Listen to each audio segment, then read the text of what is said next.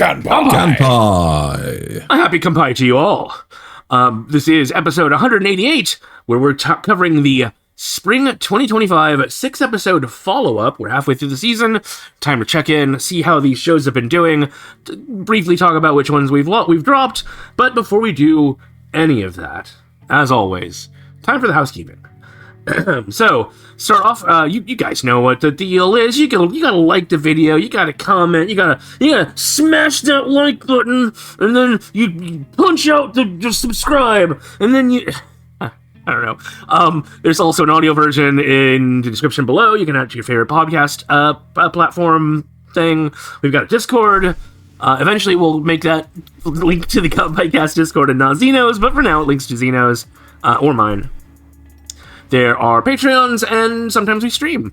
In fact, well, no, I would say, in fact, as this is coming out, we're probably streaming something, but we're not, because Xeno is going to be busy that day. But I think Wednesday we're going to be streaming something, so, you know, if you watched that yesterday... Anyway, so the other bit of housekeeping we have... this one's a little bit of a longer one, so buckle in. The D&D character alignment episode. So we've been kind of chit-chatting a little in the background with each other about doing an episode where you, the audience, provide us with your anime recommendations that represent the essence Thaylien, of a D&D character alignment grid. For anyone who happens to be listening, Thaylien brought out a pillow because I said to settle in and just lean back on it.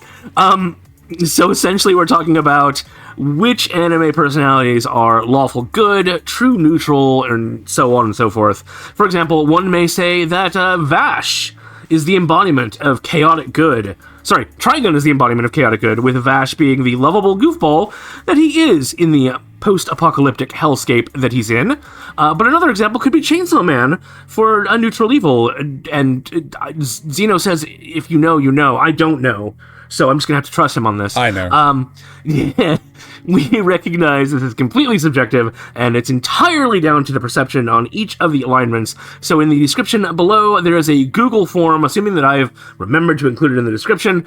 And if I haven't, Driggle will tell me. In the description, there's a Google form that allows you to choose the different anime of your choice. And then when we have enough alignment grids to talk about, we'll run the episode. And we'll tell you how wrong your opinions are. No, we won't tell them that they're wrong. Out loud. Yeah, we won't tell them that they're wrong. We'll say that, like, you know, we agree or we disagree or whatever. Misguided, possibly a bit silly, you know, all these other things.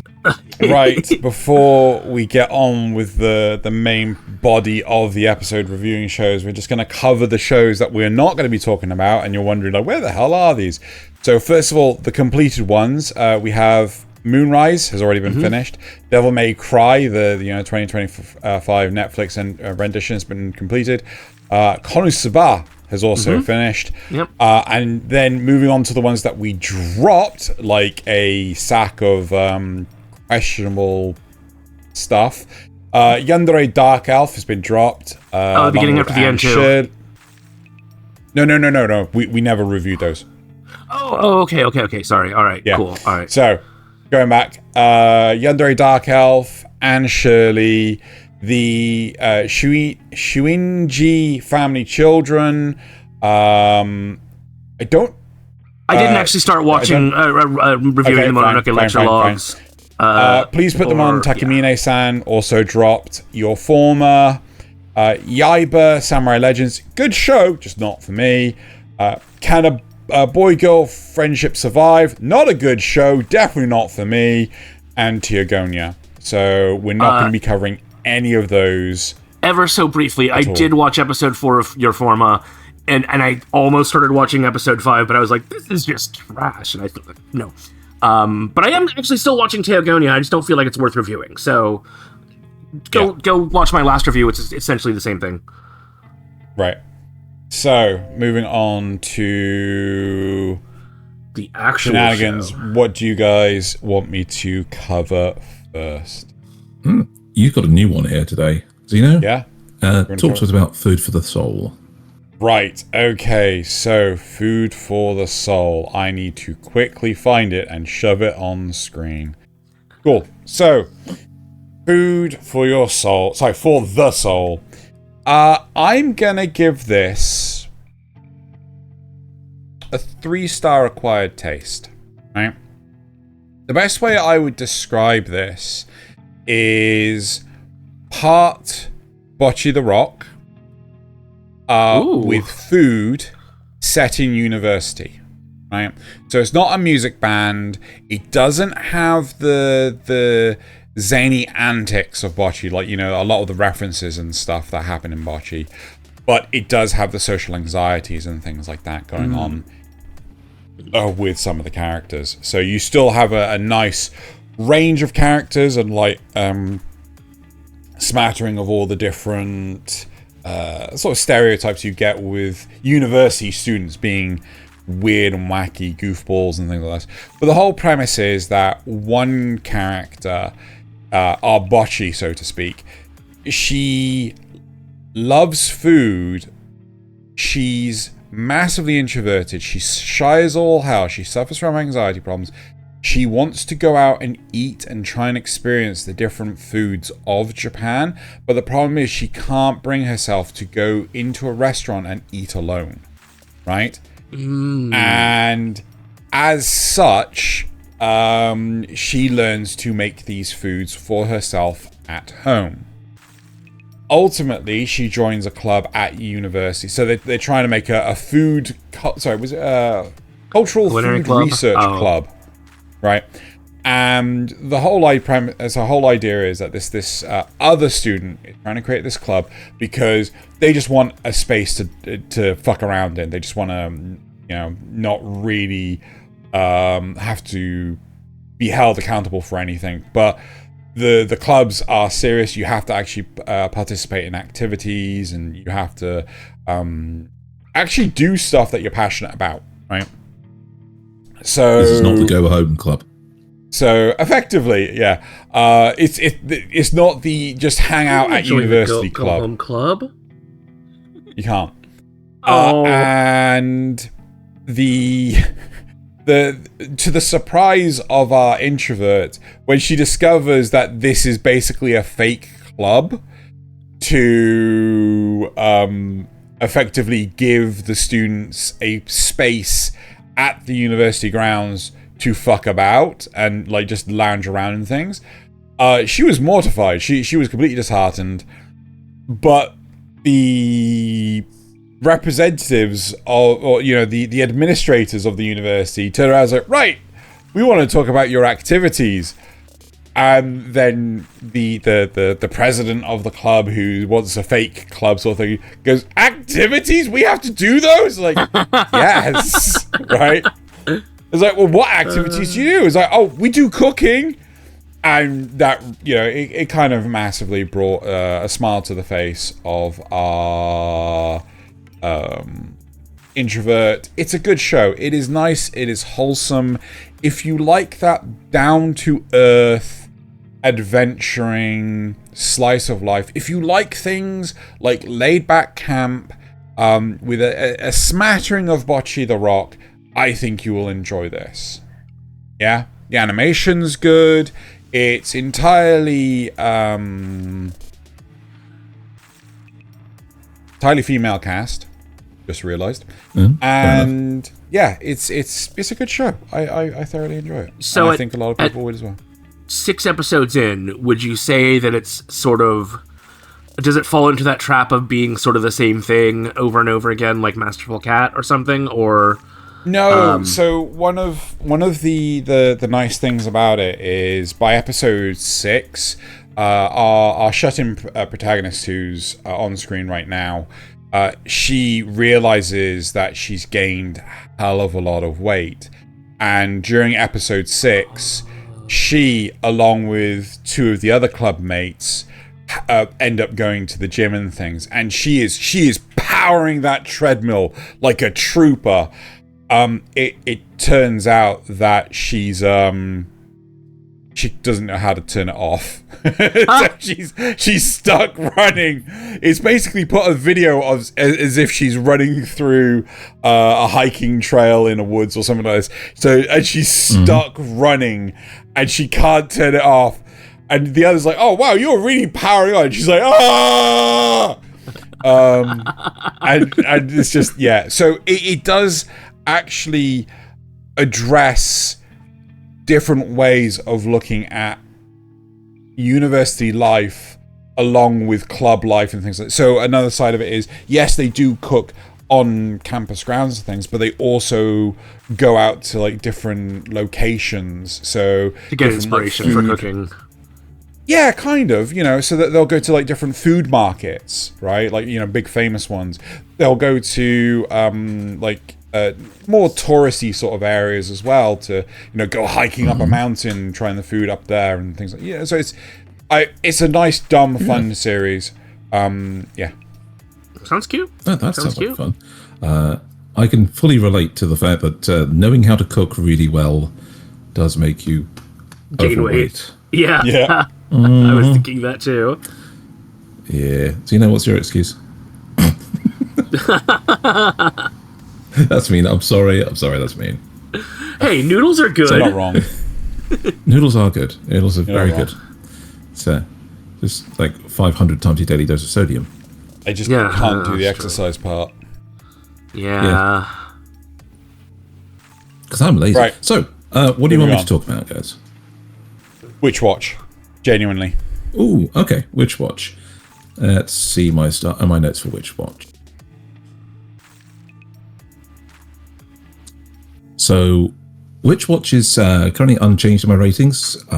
It's an acquired taste 4 stars. Because this one's still going at a nice, gentle pace. It's a slice of life school anime for proper slice of life fans. The fantasy twist with the witch and her familiar, the Oni, is growing to include, you know, another childhood friend who is a Tengu. The cast expanding a little more to include another witch who is also looking for a familiar and wants to know what cheat code our existing witch used to get an Oni as a familiar. I mean, come on. But she does it more by the fact that she absolutely is an introvert and hates being touched by anyone. And so she uses magic to turn herself into a cat to observe things. It's cute, and it's more than a little silly. Okay, so it blows the things out of proportion, like strategies. Like, I want my hair to flutter in the wind so it's attractive. Turns into accidentally using too much Tengu wind power to do this and floating towards the Oni like a monster with all her hair going all over the place because she put too much strength into the wind. The reason it's not quite a 5-star acquired taste is because its episodic format's being broken up even further into like multiple short things per episode. But each little mini episode is fun and well planned out. The characters play off each other well. The bit of romantic drama isn't overdone. You know, the whole "I'm her bodyguard, I can't think about romance" angle is played really well with the Oni. It's the essence of playing a minor thing up for the comedic drama. I really enjoyed the little plot line where their otaku teacher finds out that her favourite fan artist is actually one of her students. It's just a little side tangent, but it had those hints from other shows like Archie, the over-dramatising, the embarrassment, the needless worry about the situation that really isn't such a big thing. It's silly in the right kind of gentle and fun way. And the end of episode 6 actually had me awing out loud. It's cute. So I actually... episode 6 has thus far been kind of a saving grace for me. And I nearly gave up on this show. And it took me the entirety of episode 6 to work out why I was struggling so much with Witch Watch. Personally, I give this an acquired taste 1 or 2 star, right? Okay. Because I hate the fact that the interaction between the two main protagonists has just fallen off. right? And it wasn't until the 6th episode did I realize why I was so unhappy. The whole idea is that you're supposed to have this huge dynamic between the two main protagonists in episode 1. It's carried through 1, 2, and 3, but 4 and 5 is completely non-existent. They barely do anything with each other, right? Even 5, even episode 6, they're barely interacting with each other as well. But that's what made me really frustrated with the show. And like the animation's on point. Yeah, the production value is really bloody high. But I was struggling so much to understand what it was that frustrated me about the show. And it's just the simple fact that our two main protagonists somehow have a chasm between each other. And it's like you're watching My Dress Up Darling, and all of a sudden our two main protagonists of Gojo and Marin just don't talk to each other. I'm like, what the hell's going on? You know, speaking of, did you hear that's getting a bonus chapter? Bonus chapter on top of the season 2? Yeah. No, manga. No, the manga. Oh, the manga. Oh, because the manga's over, isn't it? So Yeah. Right. We did not hear that. No? Was that supposed to be in the news? No, it's not in the news this week. I did skip that particular story. Right? Anything else to say about this? Anything else to say? Yeah, we definitely recorded it before this. Anything else to say about Witch Watch? No, Witch Watch. I'm still going to keep watching it. It's good, gentle slice of life. You're going to keep Witch watching it? I am, especially for the cat witch. She's cute. Right, go on, Nasuth. Do you have anything you want to particularly start with? Not really. Is there anyone you'd like to hear about? Well, the most recent one for you most recently watched it, is Go Loser Ranger. Go Loser Ranger. Actually, do it. Sure. Do it. Now, this actually hasn't changed for me. It is still an acquired taste 0 star. However, I think I've cracked the code. Oh wait, no, that's not this show. That's another show I'm thinking of. Sorry. Although I do think that there is actually something I do think I have cracked something on this. They keep doing this thing. I've noticed this pattern where like the red team members are supposed to be valorous, but the keeper is an oily, greasy salesman type person who uses his force of will to make others do what he wants. The greens are supposed to be smart, but when the keeper is in his Green Ranger form, he's actually kind of an idiot.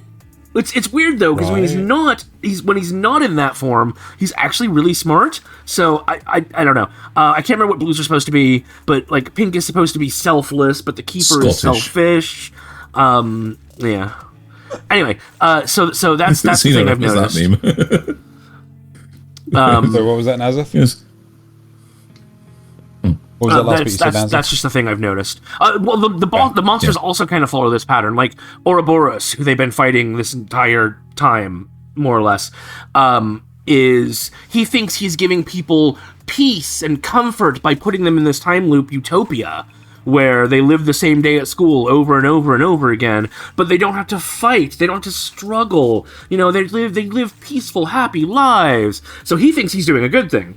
And based on how that arc ended, it's clear that a lot of the people that were in his time loop also felt that way, which was kind of a cool touch, I thought.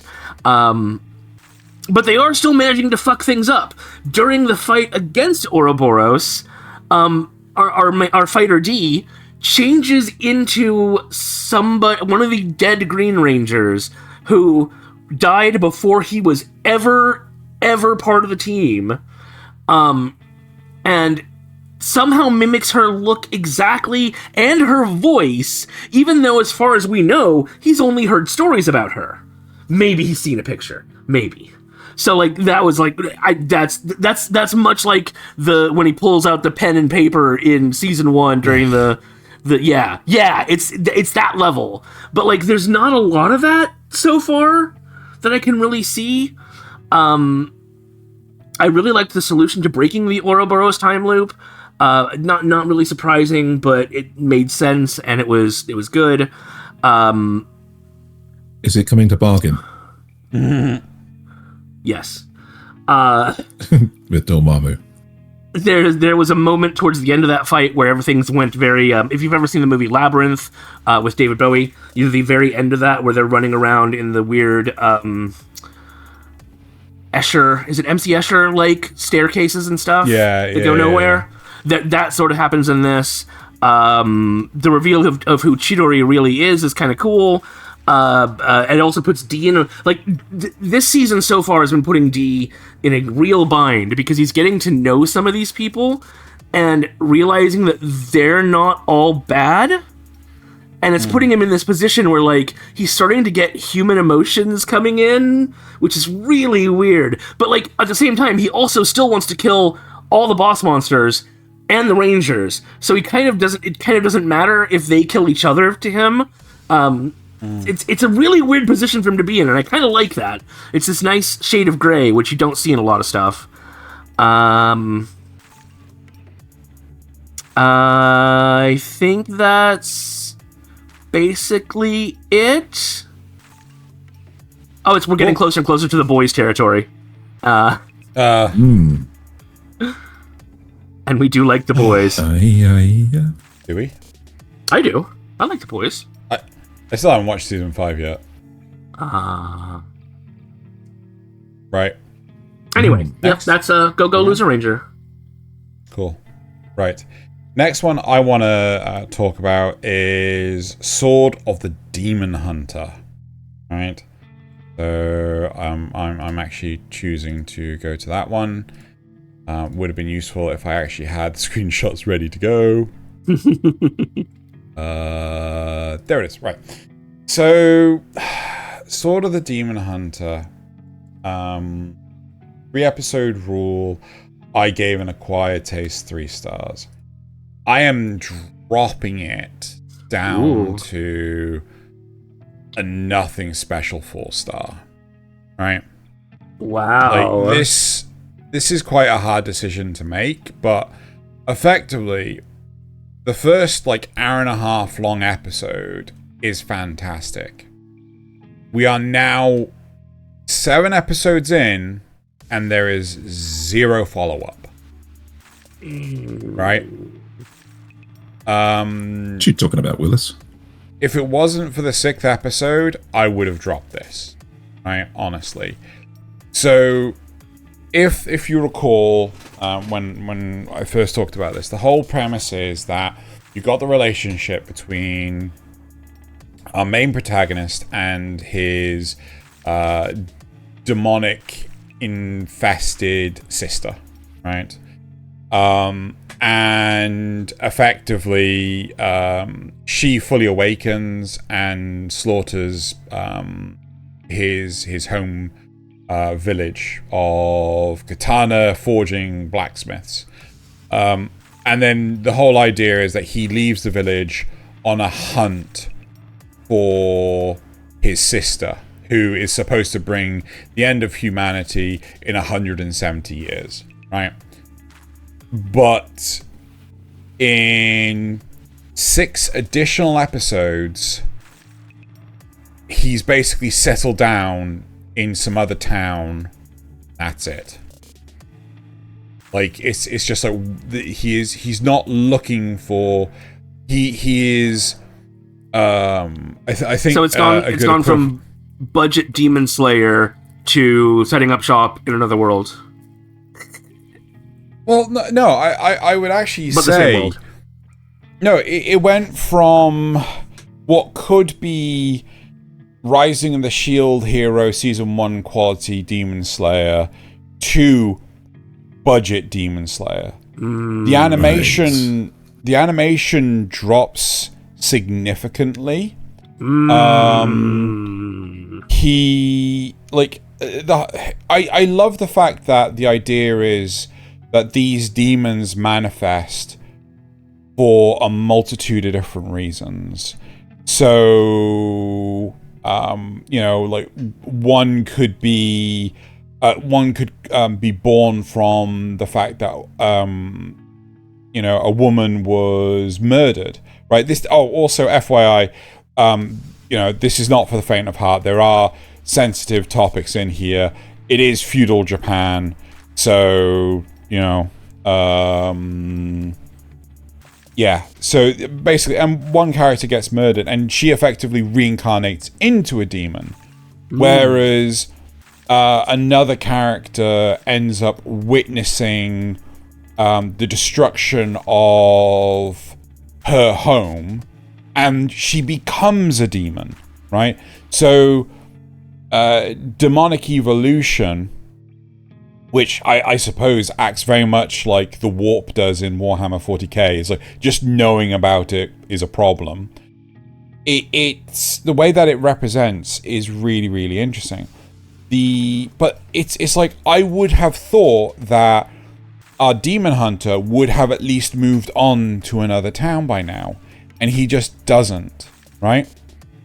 6th episode, I think it is really cool, and that has been the saving grace thus far. I don't know how much more I'm going to keep going, because I would have thought, come on, we're episode 7 now. We still haven't left this place to actually find anything. So,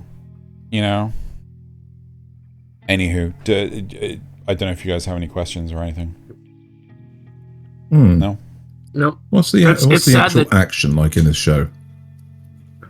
Action's okay. Like, in some... I think a reason why they save budget in a lot of places is because they're trying to utilize it in other places. So to make the fights between the demons and things a lot more spectacular. The problem is that when there is a fight, because a lot of the time it's sat down having conversations, either drinking tea or eating soba, and it's just like, this didn't need to be a 2-part episode. This could just been a 1-part episode. This could just been a standalone episode. 1 episode, yeah. So it gets the stamp of meetings and gazebos. Oh, shame. Kind of, yeah. So, all right, we'll see. Yeah. All right. Okay. So that was what next to me? Sword of the Demon Hunter. Mm-hmm. Oh God, Thaylien! Fire Force. Yeah, I was thinking Fire Force too. Fire Force. Okay. Yeah, let's get out of the way because it's the only shonen battle show that we're actually watching. Yeah, so it's the only shonen battle show we're watching this season. So let's get it out of the way. So this has actually gone up a little bit for me. It was an acquired taste 2 stars, and now it's an acquired taste 4 star. Has anyone changed the background? Oh, I thought I did. Let's wait. Pausing, just not actually pausing, but I'm going to pause the audience. Do I need to do it? No. Feels like I need to do it. No, it's fine. There it is. Okay. All right. So what did you say? Acquired taste 4 star. 4 star. Damn. So this right now at episode 6 is genuinely how a battle shonen should be kind of conducted. Okay, we have, I suppose, a high stakes battle, overwhelming enemy force, characters holding on by the skin of their teeth, and pure determination. And it seems like the entire fight is actually choreographed by the enemy to trigger something else in their plan. So even when the good guys get a victory, the enemy's using it for something. So Shinra, the main character, versus the most powerful of the original Fire Force officers, and the rest of the 8th squad against powerful assassins of the White Clad. The first assassin they face off against tries to do it solo, and they go down to some truly silly shenanigans by the most of the 8th, because they've lost their other heavy hitter, Arthur. He fell off the truck on the way there. So Tamaki, the girl with the cattails and the clothes falling off, is actually useful. She's the vanguard for this fight. And when they figure out how to beat her, the shenanigans ensue because she has to form the tails of her butt into a bowl so they can then melt down some metal to disrupt the enemy with molten metal because it's non-magnetic. But no. I was gonna ask a question, but I don't. My brain actually can't formulate anything. It's shenanigans. It's shenanigans. You just But then the next guy steps up to take them on one-on-one, and immediately goes down to Arthur in one shot when he arrives. And so instead, a massive battle between Arthur and a guy that appears to be close to an actual dragon, has dragon powers, starts. And of course, Arthur, because he gets stronger the more he imagines himself in his ideal form. The Night King versus the dragon is like the most powerful we've ever seen him. You know, his sword is super powered, he's moving faster, he's trying harder, he's super focused, and it's a great actual showcase battle.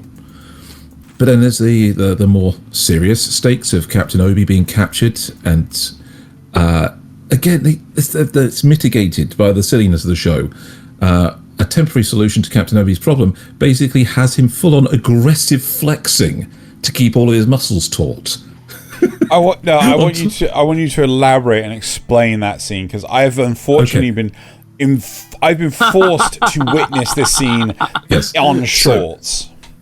So the idea is that there is a trick for turning humans into infernals, which we saw in the previous seasons. Forcing them to go into infernal mode by inserting an insect from the other world into their body. However, Captain Obi is canonically in this show so strong that he uses the hysterical strength of, full-on adrenaline burst at will. And since he's been locked up, all he's been doing is making sure he's as strong as he can be. Exercising and doing everything else. And so, when they press this vial containing the insect up to his skin, he flexes so hard the insect can't bite into him. And so they fling more at him, and so he has to aggressively flex to keep his muscles taut, to keep them from biting into him. It's so silly, but the rest of it's taken so seriously. It's the perfect kind of silliness for a battle shonen. I love it. All right? So, it even has one of the most powerful allies they have, who technically shouldn't be able to interfere, because it's a legal thing. He shows up, dressed up in a costume to hide his identity, and claim that he is the avatar of the moon, and gambling is how he shows love. Like Tuxedo Mask style. That's, saving the day in a costume. It's the right combination of these hype battle moments and serious stakes, with the complete silly behaviour. I genuinely grinned my way through these 3 episodes, because even Tamaki getting down to her underwear again wasn't done in the ridiculous, oh no, I'm naked for no reason bullshit that we had before. It's done as just something happening along with the fight, and she's doing frontline combat to compensate for being the silly eye candy. I'm definitely finishing this season to where they take it next. I want to see how silly their solutions can get while the fighting stays serious. So it's bonkers. I love it. At least it sounds better than that clip I think Carbon shared of Beyblades, which was just like, what? Yes.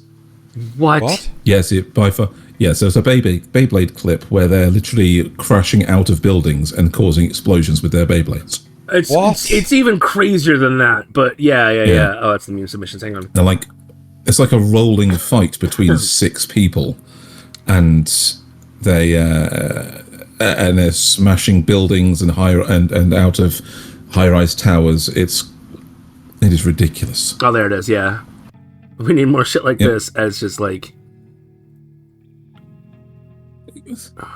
yeah.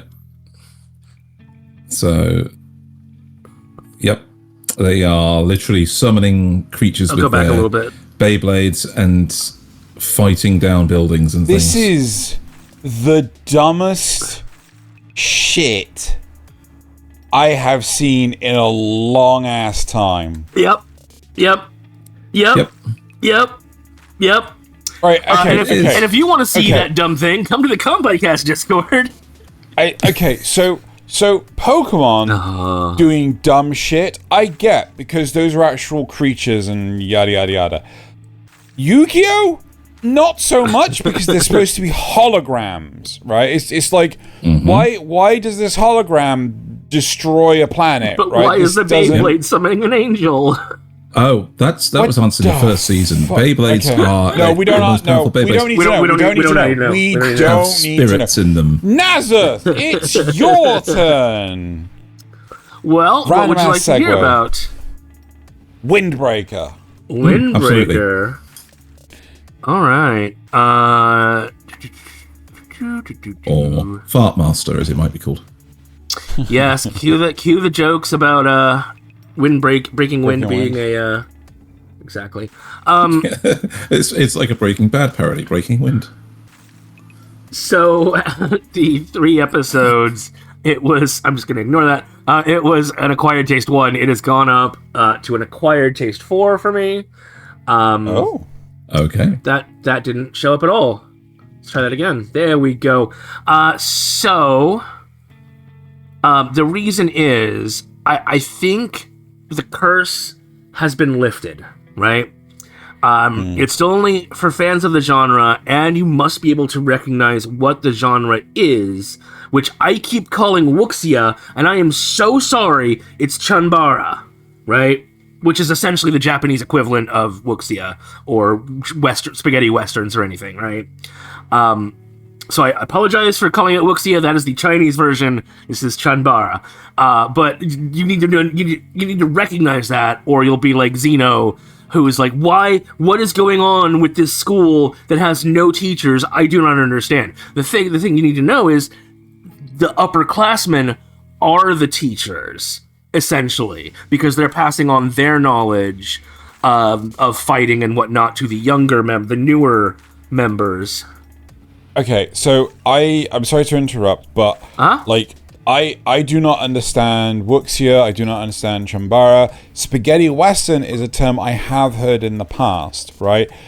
Could you give a popular example of chambara? Like, what else could be? Shoot, I can't remember his name. Kurosawa? Anything by Kurosawa. Kurosawa? Whose name? Yeah, I can't remember any of the actual shows or movies off the top of my head, but it is. Hang on, I could just go look up popular chanbara. Popular chanbara, indeed. I see what you're saying. Harakiri, like Seven Samurai, Yojimbo. Yes. Samurai Rebellion, 3 Outlaw Samurai. Yeah.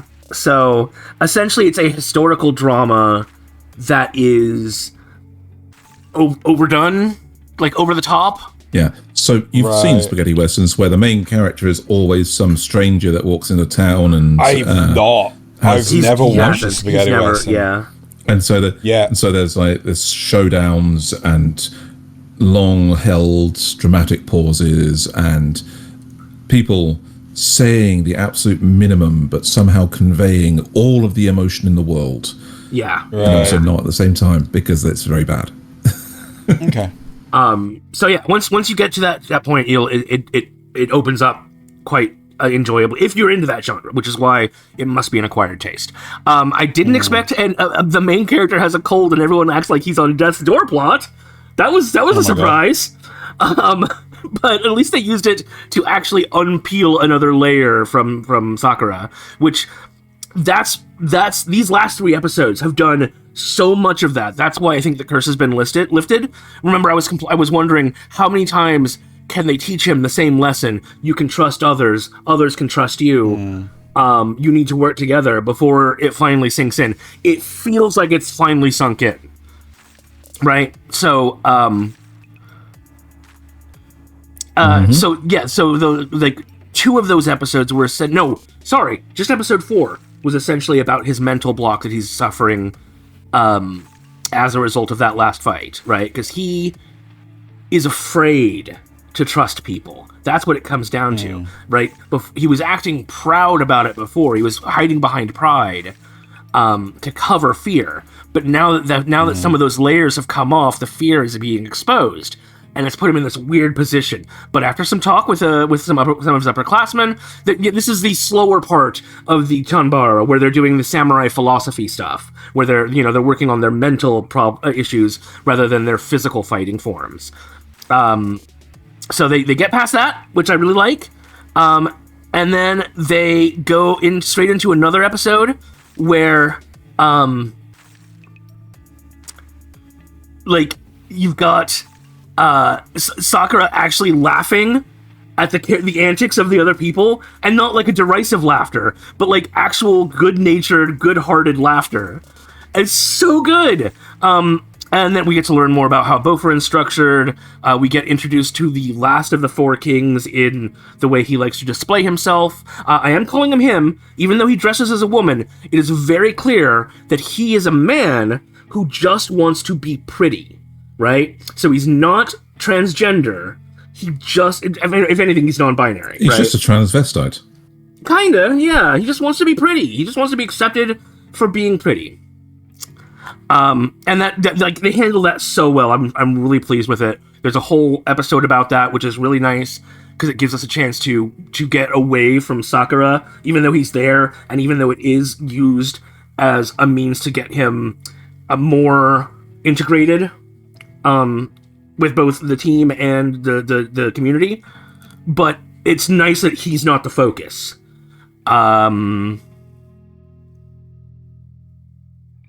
Yeah, I think that's basically it. I like where it's going. We've even taught the stupid, annoying comic relief character to not be a stupid, annoying comic relief character all the time. Oh, that's good. Yeah, I know. Things are happening. It's kind of crazy. But yeah. So that's unless you guys have any questions, that's Windbreaker. I think Xeno's questioning why that can't happen in Kanpai Cast, where the annoying side character isn't quite so annoying. Moving on. Okay. I am going to talk about Kowloon generic romance. Oh, right. Or Kowloon in this case. Kowloon. Sorry, it's yeah. So originally, I gave this a 1-star must-watch. Oh, did you? Sadly, did it should. Sorry, everyone. I know I hold this up, but I don't want to hit the button when. Nope, I didn't hit the button. Displaying something else. Yeah, okay. I didn't hit the button. There we go. So I gave this a 1-star must-watch for the 3-episode route. I unfortunately have to downgrade it to a 5-star acquired taste. Right? Still pretty good. It's still very good. Right, yes. Don't get me wrong. But there's a couple of episodes. For like episodes 4 and 5, that in reality, the sad truth is, they just don't really get to much. I feel that they have done an excellent job adapting this because it feels like they're trying to cram hell of a lot in one pour, right? And they are picking the right parts. They are portraying them in the right light. The animation is, the production is still really, really high, but you can see significant time skips where they're trying to make sure that they've covered beat for beat all the really important parts of the narrative, right? The mystery is unfolding. It's becoming more and more evident what this city is. Right, but the implications of all of this to our main characters is still clear as mud, right? So you are constantly teased with the how do I put this? The mystery. You can tell that there is a lot of relevance to where they are and the people around. But what that picture is still very much a mystery. Is it 6 or 7 episodes in? I think it's 7 episodes in. So I think this is gonna intrigue a lot of people. There's a lot less romance than the name would actually imply. That's good to know. But Yes. yeah. But I just, this is very much a Marmite series. You're either gonna love it or you're gonna hate it, right? And it's very, very particular to the individual. That's the downgrade to acquired taste. It's not just that, but also the fact that there was like 2 episodes that were like, oh, did we really need these 2 episodes? And in reflection, kinda yeah. But I think this is also a series that is much more enjoyable binged, right? I think if you can watch this back to back, you're going to have a better time, because like I'm having to constantly remind myself. So wait, is it this series? No, sorry, that was, sorry. What? It's in part reflecting back to Sword of the Demon Hunter, right? One thing I really fucking wish anime would do is, if you have anything to do with dates, please show like some kind of transition between, like, 1999, number ticks over 2001, right? Because like I can't remember where I was if you displayed that number to me 3 episodes ago. Yeah. Mm-hmm. So it's that transition ticker, like, and I feel that shows like Kowloon Generic Romance, or a lot of shows could really benefit from knowing how to display that information properly. Yeah. Would you could not be Xeno and can actually remember things. Exactly, I was gonna say, would you say this is the TikTok brain problem? Skill issue. I think I do kind of understand where he's coming from. If it's been 3 episodes and it's just a minor detail, it's not made a big deal of it there in the year 1999.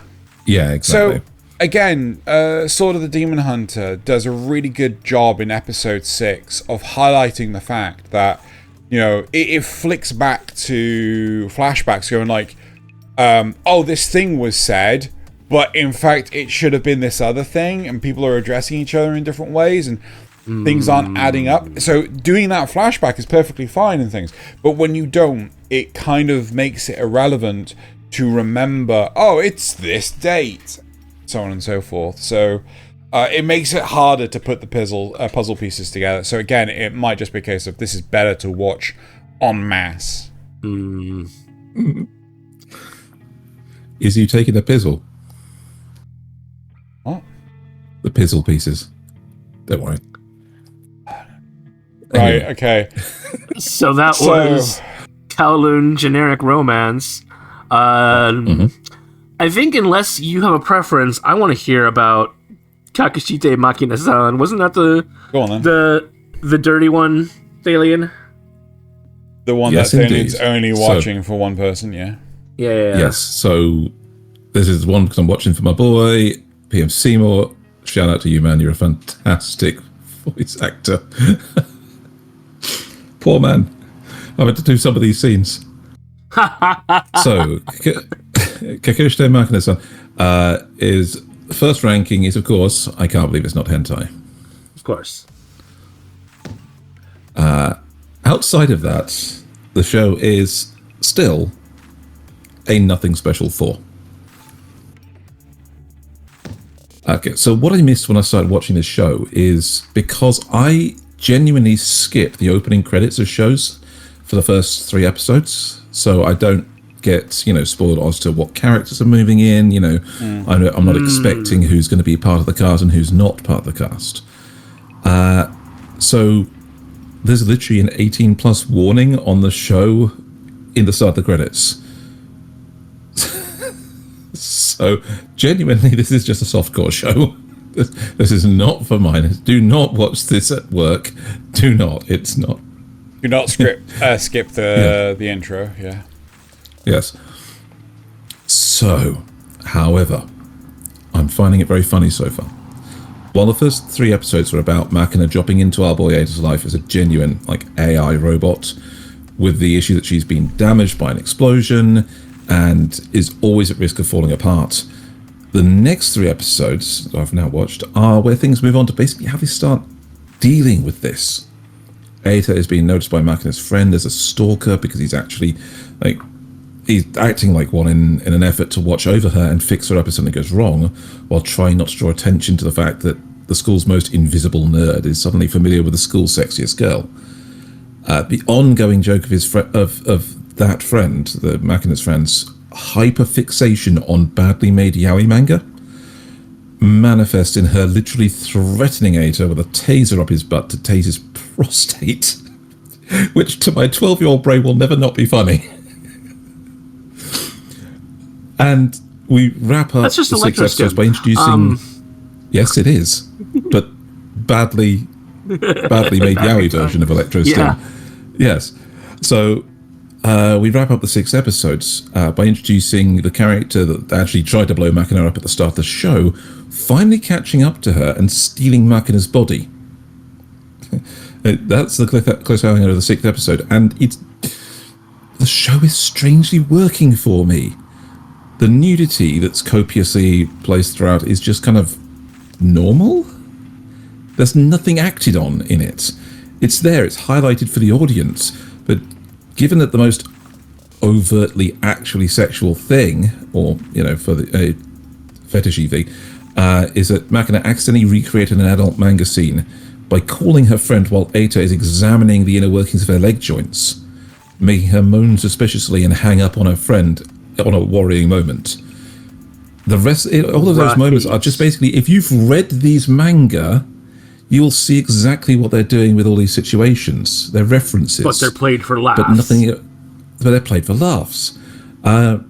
So, unless the conventionally attractive inclined landlady decides that Ada needs a proper confidence boost, the joke will continue that Ada's a nerd and not confident enough to actually sleep with Makina, while Makina doesn't know enough about real sex to know that the phrase, "whip out your prostate," is ridiculous, and her friend will continue to think that Makina is being... Yes! And the friend will continue to think that Makina is being tricked into some exhibitionist play by a stalker. It's still nothing special, but it's one of those B-movie style shows where if you just stop thinking, you can laugh at how much effort the show is putting into just making these ridiculous situations, and maybe even appreciate how they're getting away with almost but never complete nudity. I think we have a new tagline. Kanpai Cast, whip out your prostate. Oh my god. Well, whip it out. Fuck.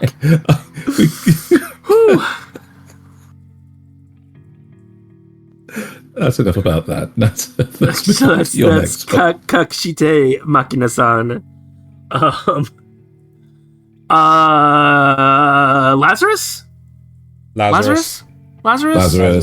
Lazarus. So I think I've also figured out what's going on with Lazarus to some degree.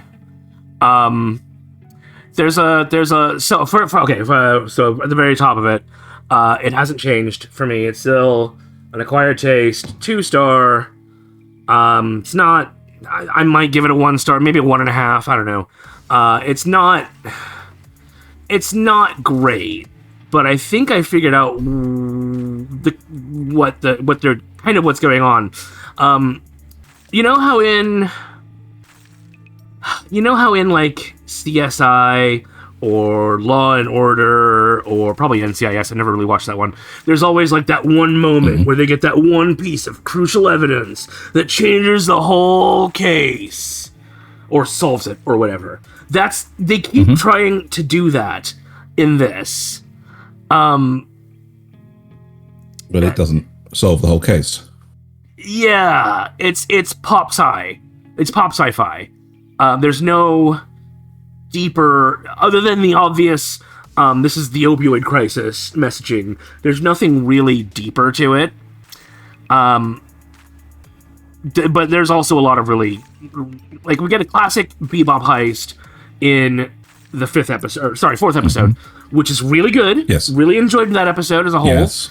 The elevator scene with the homoerotic moment right before it. Yes, the elevator fight is really good, but the rest of that episode kind of sucks. I mean, Zeno and I talked about this a little bit. I disagree with him. They only ever say that the external and internal networks are different. They don't actually say... Yes. They don't actually say that the hacker can't access the internal network via what she got the guard to do, or the other any of the guards to do. So... but they did say that it was air-gapped when it clearly isn't, because it's controlling parts of the... yes! That's the... Sorry. Calm down. Is enough of that? Calm down. But yes. No, well, there's also nothing that says they can't... She wasn't hacking both systems at the same time. She was hacking both systems. She was hacking the external system, and then she hacked the internal system. But the thing is... That's a thing. We won't get into that one. But the thing is... Zeno knows way too much about the topic. Yeah. Okay, fine. Everyone loves a good little femboy. That's episode 4 again. We also get a little swordfish, which is kind of cute. But clearly just a reference. Yeah, when he flies that little glidery thing, it's basically a mini swordfish. The swordfish from Cowboy Bebop. Yeah. Oh. Yeah. Sorry, yes. not Swordfish the movie. Which is I thought you meant the actual fish. And SoundCloud survives. SoundCloud survives. Everyone can relax. Yep, SoundCloud survives. That is so fucking... I know. We've also got our Radical Edward, but she's more like the Radical Edward from the live action Cowboy Bebop than definitely real the woke version. Yeah. Which I don't mind her appearance, but holy shit, they gave her some bad dialogue. I think the idea here is that every time they fail in one of these missions, they get one more clue that leads them on a little further and a little further, but they're doing it so badly. It's just so... Yeah. Like, unless they elaborate as to what the fuck the clue was for episode 5 and episode 6. FYI, for everyone's benefit, I fucking dropped this, right? Yeah. I was so upset. Because, like, the whole premise is that they're trying to sniff out Skinner. They're trying to bait him out. Because the only other hacker that could have pulled off this AI deepfake around the world... It is like, so they need to sniff them out, so to trick them to, and literally the whole episode results in literally fucking nothing, regardless of the technical side of this. Like, none of it fucking makes any sense. I think that was all. Episode 5 was to get us introduced to the Radical Edward character, because I'm almost positive she's going to come back. Popcorn wizard. Yeah, popcorn wizard. That's true. Far too colourful not to come back. Yeah. So that was the point of that episode. The bit that I spoke to Zeno about, okay, is that in all of these other shows from this same thing, Cowboy Bebop, Space Dandy, Samurai Champloo, they do one thing, which is the start of the season.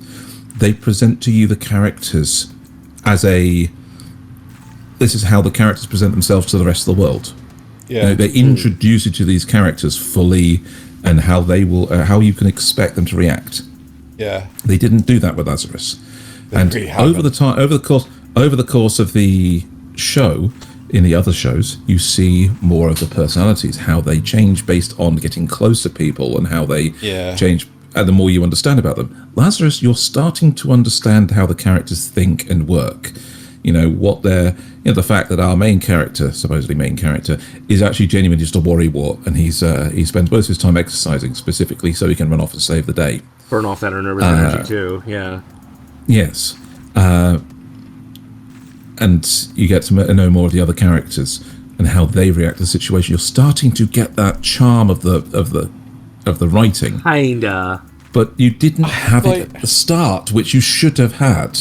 No, and that's why it's for me. It's only starting to get interesting now, whereas for Xeno, he's dropped it because of the complete silliness with the way they've handling some of the situations. It's not just that, but it's the fact that the only one that has any form of character to them, not character development, just character, is Axel, right? He's the only one that I actually remember the name of, right? The woman handler. Is that the Spike? The parkour That's guy? Spike. Okay. Yeah. I was actually thinking that it's the little blonde kid. Right. Oh god, no. The handler woman, no character to her whatsoever. But you're not supposed to at the moment. She's supposed to be that blank business G-man type. Episode 6, no character is a good thing. I disagree with entirely. No, but her character is that she's that G-man type. Right. Yeah. She's literally the one that's pulling strings, so you shouldn't know anything about her yet. Right. Yeah. I argue I hate to say this, the black guy, literally no other defining feature about him. Yeah. He's the G-Man, right? Like, he has more G-Man quality to him than anything else. But literally, I cannot describe him because he is such a non-entity, right? You've got your fake Vey Valentine, who is just, like, fake Vey Valentine. Blonde kid who likes drones, and then you've got the little girl hacker who's a cultist. Former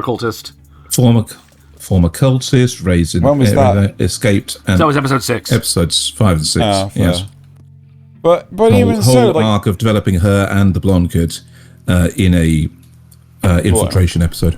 In one episode, okay, fine. Which wasn't specifically in this infiltration episode. But like, I just feel it's going to get to a point in this show where it turns out Skinner was the blind deaf guy. Camp, and it's just like, there is no way in hell anyone would have missed that, right? By the way, I called that. Yeah, I fucking call that. And like, if it turns out that's the case, I'm just going to lose my shit. Right, but like, I mean, there are some cool ideas here, like the AI god. That was kind of a neat thing. The idea that lifted from Ghost in the Shell? No, so he's different type of AI based on Skinner, and that's how they went to investigate this. The AI was given goals and a superiority complex, and so it basically set itself up as a god. Cool. And was seeking to toy with the lives of humanity. Oh my god! What did you give it? Acquired Taste 2. It probably should be more like an Acquired Taste 1 or 0, to be honest. Except the production quality is still high. Production quality is still pretty high, although there are still some frame rate issues here and there. Okay. Yeah, I'm going to stick with it. It's fine. It's not great, but it's fine. I want a show of that trans character when they went to the slums, right? She was awesome. I loved her, right? I'd have loved that. I'd also love an entire show about the cult. The rise of this AI, this true AI, not just a pseudo AI, but a true AI that thinks it's God. Right. But no. Okay. Moving on to. So that was. I want to do Xeno. I am the evil lord of an Intergalactic. What did I give it last time? I gave it an acquired star. I gave it an acquired taste 1 star. I'm gonna keep it at acquired taste 1 star. Right? What you call it? Nasuth has been pretty much on the nose with this show. He guessed it. No, seriously. But at the same time, it is not playing it slow. It actually resolves a lot of the stuff that you guessed really early on. It's one of the big factors that you thought was the case. I think it was like episode 2, which is to do with a flashback. Nasuth thought that. What's the opposite of a flashback? Future prediction? Oh, flash forwards, yes. Yeah. So, where there was events happening elsewhere in the galaxy, Nasuth thought, oh, we're going to catch up to that by the end of the series. Good news is, you're wrong. We actually caught up to it by episode 6. So, it is not the best animation still. Has the dog shown up again at all? Yes. Okay. Yes. You were spot on with that. You were spot on with the guide. You got a lot. Your predictions were very accurate. It is pretty predictable as a show itself. It doesn't necessarily mean animation. It's bad. It's just predictable. Exactly. I love the mecha element to the whole thing. As I would. I really bloody wish that with the mecha stuff, they would just stick to the CGI and not do the 2D stuff. The 2D stuff looks horrible, right? The CGI stuff looks really bloody good. It has a lot of adult crass humor. It doesn't drop in quality in terms of animation at any point. So what you get in episode 1, it's maintained through to episode 7. I watched episode 7 literally just before we were about to record. Yeah. And What? I didn't watch episode 7. Cheater. Cool. Well, you should have. But it's I'd say it's better than Nothing Special, because at least it's a mecha show with sci-fi elements and a doesn't take itself too characterized. Yeah, it doesn't take itself too seriously, and a decently characterized main character. Whereas, a lot. At least he's not just a bloody self-insert. Yes, he does have a goal and his own actions. So I was impressed with how they're showing the passage of time. Yeah. Because they cut away to this bar that they showed in the first episode. Yes. And come back to it each time so that you can see it's been how it was a dilapidated shack in the first one. Now this is happening. And then it was cleaner and neater in the next one. And finally, in episode 6, I think it's actually decorated and has wallpaper up, and the bar looks like a proper bar with drinks behind it and everything. Yeah. And they're talking, and it actually shows that kind of progress, which is really good. It's not just like, you can't just do it from him growing up, because anime characters never seem to really grow up. Well, here's a question for you. When we saw it for the last time, I think it was like episode 5 or 6, I can't remember, weren't the characters in there still lamenting for the time before? Sort of. They said, we're finally getting back to that time of his grandfather. Right, of the grandfather. Okay. Not that, because the father and mother are the ones that sent them broke. Yeah. Yes. Yeah. So we're finally getting back to the thing. And they mentioned that he'd picked up his grandfather's mecha. Right. And so he's acting more like his grandfather and doing good stuff for them. So it's I a positive misunderstood spin. that. Yeah. And I did like the fact that the god of misfortune, or what it is, actually came by to see how things were going, and he's like, I even sent him this absolutely useless samurai to train him. It should be awful. Why is the samurai upset and not him? Yeah. It's I enjoy this, but it's just like a generic cheeseburger of a show. It's like, there's nothing wrong with it. I like it, But a relatively nicely done cheeseburger, not like a sad McDonald's cheeseburger, but more of a a hearty cheeseburger. Wendy's, yeah. So I like Wendy's. Me, even though I cook a lot, I do still, for like once a month, go out for fast food, and yet this is that fast food I'd go out for in terms of anime. Yeah. I think that's a good description. Thaylien. Oh yeah, so that was. I'm the evil lord of an intergalactic. Yes, Thaylien and I will continue talking over each other. I'm sorry, what did you say? All right. So, which one do you want me to talk about next? Hold on. Just to make it clear for the audio listeners, that was... I am the evil lord of an intergalactic... Shut up, will you, for the love of Christ! I didn't say anything. If I could hear you, right? You clearly fucking said something, right? I am the evil lord of an intergalactic empire. I'm sorry, everyone. All I said was, yeah, but the point is, if we're both talking over each other, they can't fucking hear us. Killing slimes? Right. Shall we move on to killing slimes? Yeah. yes, I've been killing slimes for 300 years and maxed out my level, season 2. Oh, fuck, what's and the icon? this Girl in a hat. is the witch hat. I got it. So, this is unchanged for me. It's an acquired taste 2-star. So the slice of life continues. It is interesting to see where they take these episodes. I mean, I guess because there's a strange bounce between the wholesome family stuff episodes, and then there's the author's almost concealed fetish stuff. You've heard of the author's barely concealed fetish. This is almost entirely concealed. Right? Okay. So we have episodes where they find a 300-year-old mandragora, which is apparently the age where they turn into an actual talking humanoid with little leaves on their heads. She's cute. It's a fun addition to the family. And to get her into the group, they had to find a way around some 200-odd other witches that wanted to use her as an ingredient, in the world's most powerful alchemical pills, because a 300-year-old mandragora is apparently a thing. Right. So that's it's chaotic and fun episode.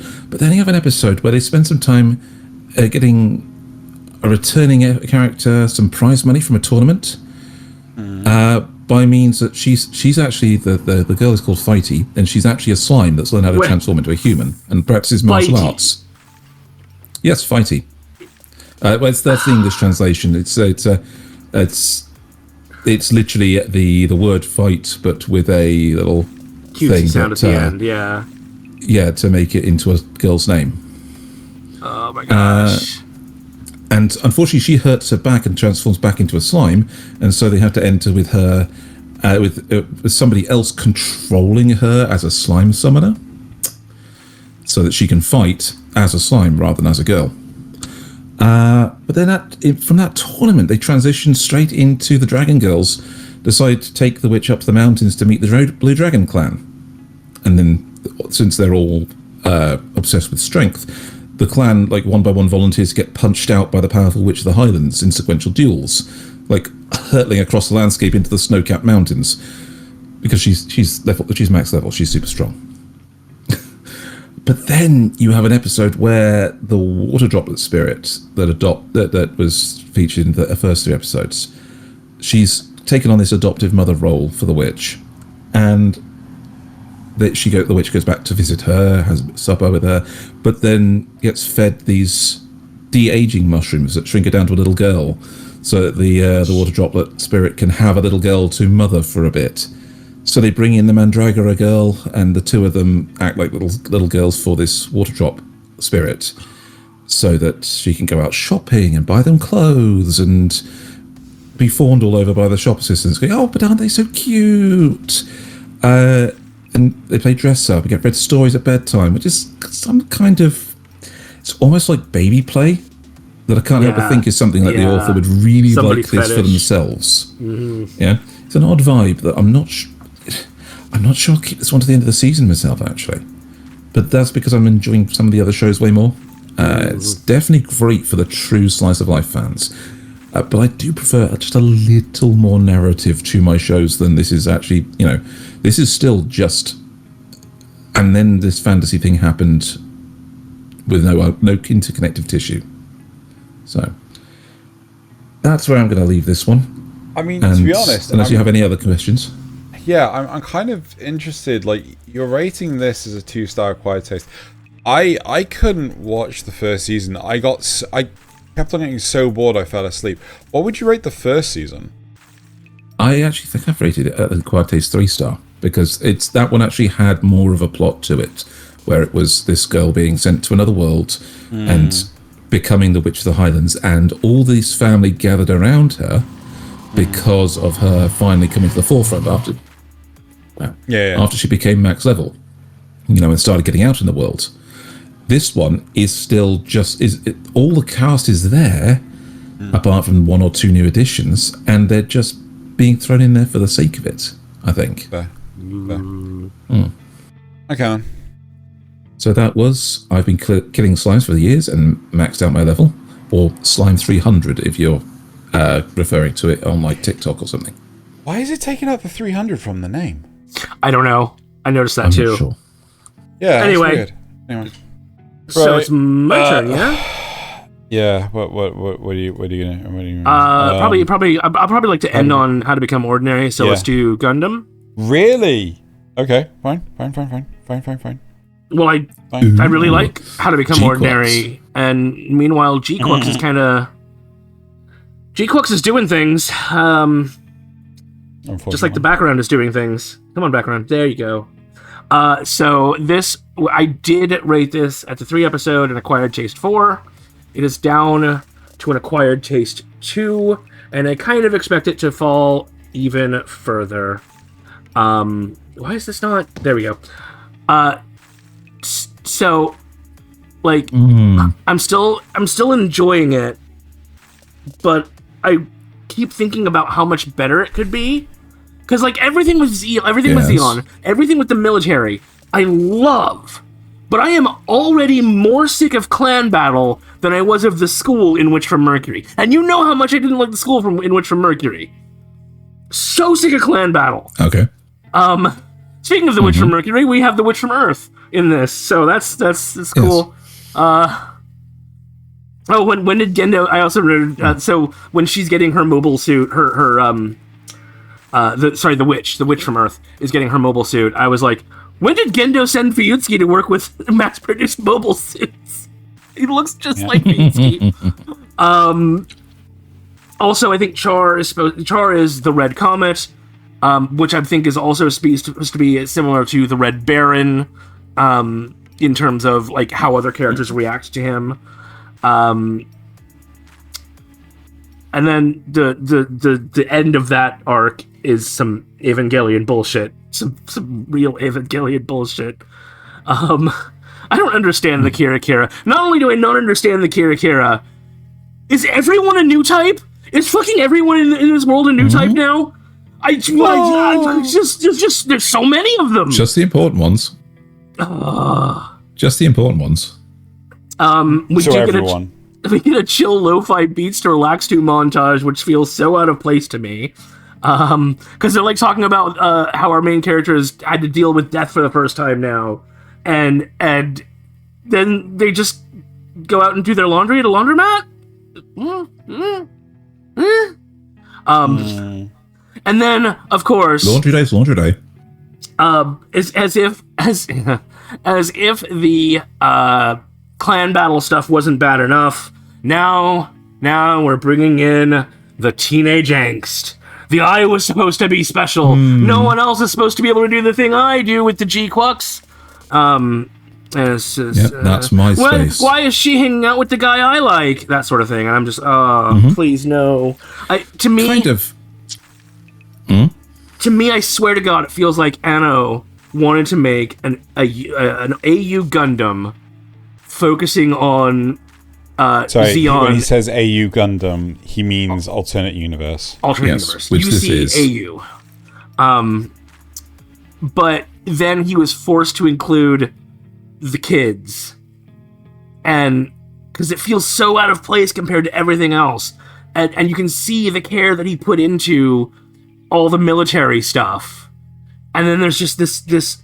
I disagree with that sentiment because there are a lot of Gundam shows that focus on kids. Like I know that, but it feels to me like Anno was forced to include them in this, and he really wanted to focus more on the combat side of things, and he's having to do clan battle instead. The alternate universe stuff. I feel he's put in those. Interesting little like maneuver gear and stuff. Sorry, Xeno. Sorry. I didn't realise. I feel, in all honesty, the biggest. I think, if anything, Anno didn't want to do UC, right? I think he wanted to do complete AU, right? Yeah. I'll say UC is Universal Century, which is like the main Gundam timeline, which a lot of Gundam shows are attached to, but things like 00, Witch from Mercury, none of that is attached to. They're all AU, right? Yeah. So, but I feel like he just wanted to do a complete alternate universe, but they pushed him into doing Universal Century, and there is so many characters that are being introduced that are like, I have no idea who the fuck this is, and they have been previously introduced. Like, this show is not for someone. There are a bunch of videos online that show like shot-for-shot comparisons between different Gundam shows and this one, where they're lifting scenes almost directly, which is kind of cool, but also yeah. But if you don't know what a cyber new type is, you're going to be a little confused when they introduce him in this. But what I was trying to say was the fact that there are so many characters that are more your, not your Char, not your Amuro, people like the Witch from Earth, people like Caecilia, so on and so forth, that you just don't know who the F these people are. Yeah. And it makes it so damn confusing. Correct. Like if you missed the scene of her in the flashback where she was still wearing the mask, and you don't connect that those are the same people, you're gonna be like, who the fuck is this woman? Yeah. Why is she flying? Yeah. Why is everyone making a big deal out of her flying here? Yeah. So the take I had on this when I was talking to Xeno is, God's sake, these cars and bikes, is that there are the three plot lines going on.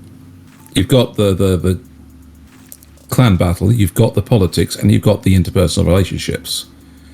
And they're all playing.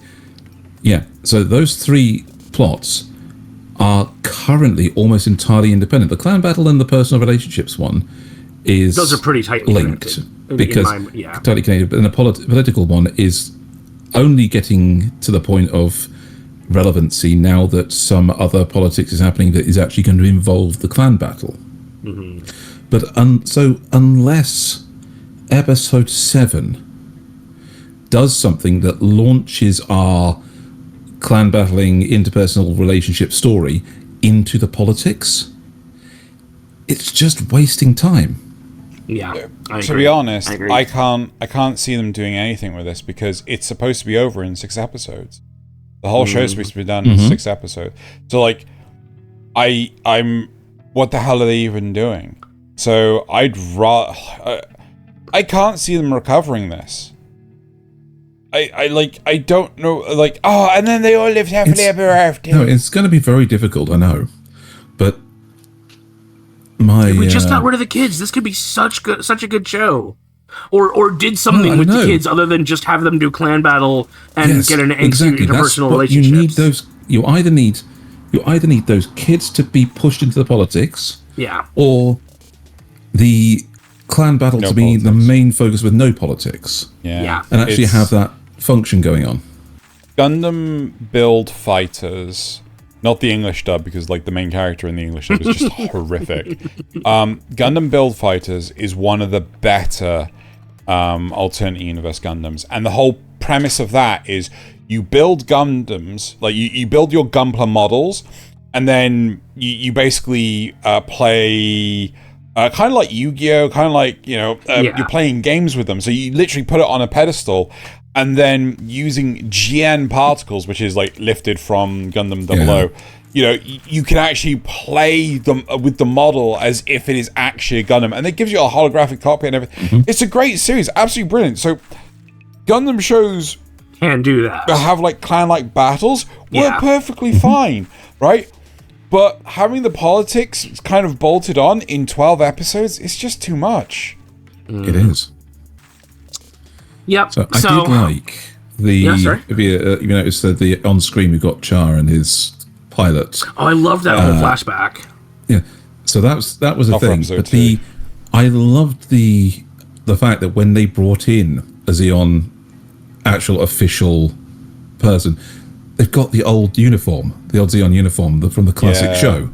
And you look at it and you think, no, even the character's proportions and facial setup looks like the classic show, but updated to the modern animation. And so that was kind of cool. That's a nice touch, a nice reference. And if it had just been those kind of references, this would be a great alternate universe. 100% agree. Yeah. So that's I definitely see this one following probably to a nothing special at some point. This is Mobile Suit Gundam G Fooly Cooly. Sorry, I had to say that. I really wanted to say that. Gundam G Quux. Good luck spelling it. Right. Moving on to which one do you want to finish on, Xeno? From Old Country Bumpkin to Master Swordsman. So I gave this. No, wait, I don't think I reviewed this. I did. No, I didn't. Yeah, you did. You gave it 3-star acquired taste. I think it's remained there. I think it's still a 3-star acquired taste. The story structure. The story structure has remained good. The animation, oh my god, some of the animation is just what? While other parts are like absolutely incredible. They've put a lot of effort in a lot of the fighting, right? To the point of, I think even, oh god, is it Chadiversity? Chadiversity? I can't remember. No, I wouldn't trust Chadiversity. He's got massively right-wing views. No. That's even as a Hema like discourse person, he's not very good. No. Stop. Right. He did a video on the choreography of the fights. This is what I wanted to say, right? He actually touched upon the sword fighting in the animation of what's this fucking show called again? From Old Country Bumpkin to Master Swordsman, right? That's what I want to touch upon. And even he said that he said it was good. He said it was animated really well. Yeah, but that was probably just luck. Yeah. Dude doesn't actually know what he's talking about. Yeah, he's not a very reliable source, but it's good that people are actually noticing it and pointing out what is good about the show. Sure, yeah. Even if they're only stop accidentally clocks and everything. Yeah. Oh god. Right. Regardless of the individual, I really couldn't give a shit about. The whole point is that people are noticing it for the animation. Thanks, guys. Yes. And it really does show in some of the fights. Especially with the fight with the Griffin. I think it was a Griffin. Which was in episode 4. It's a fantastic show. The animation in other parts is rough, but I think, in all honesty, this has maintained its quality better than that of Sword of the Demon Hunter? Thank you. Yes, Sword of the Demon Hunter. I still feel that the voice that's picked for our main protagonist is not right, but the English dub is. I do think that at least the English dub. That's rare. I do feel that the English dub does sound like the guy is in his 40s at least, right? The Japanese one, just like, you don't sound like you're in your 40s at all. You sound like 20s pretending to be 40s, but you're actually hitting 30s tops. Yes. Right? Yeah. So go on. I actually like the way that they're handling him as a character in the story. He's a catalyst for things happening. He's not always the one to solve them. The other characters are the ones solving the problems, but he's a catalyst for getting them there, which is what a teacher should always be. So, when a monster shows up, he fights it and holds his own, but he isn't the one to kill it, because that's what the adventure is for. When a street urchin is stealing from him, he helps them, but isn't the one that ultimately solves the problem, because that's what the mage commander is for. Even little things like he's almost ordinary in the right way to make choices that would be ordinary in this situation, even if they're not the ones the audience would make. He's proficient in completing the task that is set before him. Yes. Right? whatever job he's given, he will see it through to the end. Yes. And I think that's really important. There's also a lot of more humbling moments when in the most recent episode, episode 7, like he's trying to live with another person sort of thing, and having the relationship interactions between the two characters is actually really wholesome and things. It's not combative, it is not adventurous, it is just kind of, this is the daily life of someone in his position. And I like the tone. Yeah. It's a good balance to, you know, the rest of the show. I love the little nod when they made him, he's looking at, I've been living here a while in this inn. Maybe I should look into a house. And he goes to the housing board and looks over the houses for sale. It's well, that costs how much for a single person place? That would seriously cut into my drinking money. So put that off. Huge. I have to pick this one up. But so, and then it does get solved an episode later, but for the right reasons. So they want.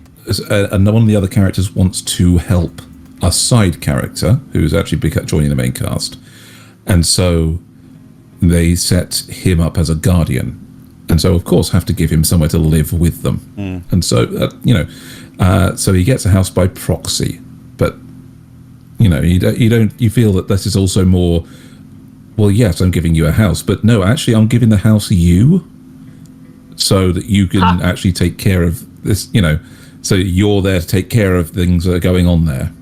Well, he's also earned it as well. That's the other side of it. It's not like, it's not out of convenience.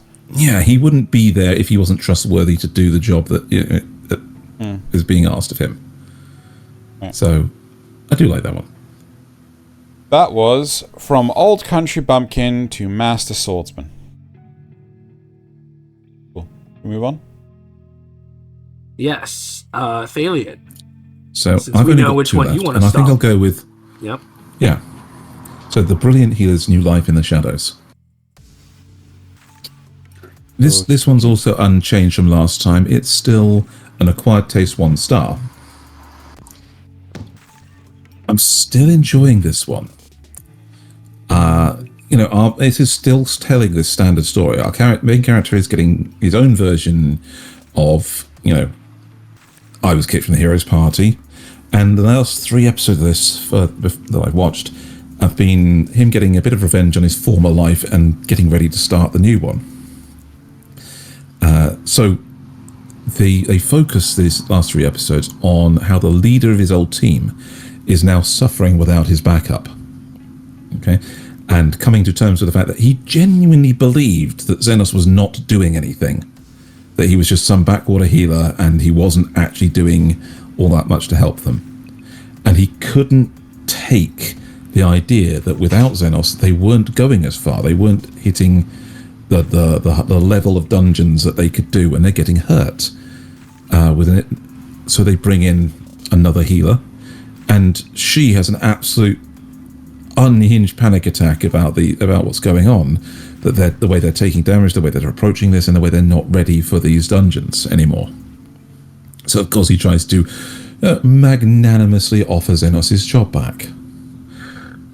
But thus begins even more humiliation for him as he goes to each of the gang bosses, the girls, and each one in turn rejects him with, saying, "You're the guy that let Xenos go." Idiot, get out of my sight. And when he finally finds Xenos in public walking home, Xenos basically just waves him away and starts chatting with the general public, and all of them seem to get along with him, know him, and thank him for, doing the things he's done. And it's a full and total rejection, which shifts the leader into like a yandere rage. He sends him spiraling, and he even tries to get Xenos assassinated. And it's the story is standard of, that you're hitting the same story beats that we've seen in these I was kicked from the hero's party things. But it works in this one because they're actually focusing more on these side characters, on these other characters, than on his self-insert reactions to them. You know, the story's playing out pretty much as you'd expect, but it's taking unusual steps to get there. I will point out that the show still has these standard, just the standard drops in animation for background characters sometimes. Not all the times, just where they've obviously decided to save a bit of money. And you can see that money saving in the big scenes. You know, where they've got the action, they've got the special effects, they've got the, you know, fast-paced movement of the other characters. It's definitely better after, you know, the battle, after the end of, you know, whatever that is, in terms of combat. So between that thing and the story being so average, it's keeping the show at the 1 star. But the overall quality still keeps it up in the acquired taste range. So I'm definitely going to see this one through. Okay. I did like the one thing I did like was that he's got a unique spell that's actually unique among the healers. He's got this energy scalpel he uses for dissections. Mm-hmm. He uses a magic scalpel. So in the big fight against the thing that tries to assassinate him, he literally it turns it into a sword. So he's got a giant glowing sword. I'm thinking, yeah, that's standard, you know, hero stuff there.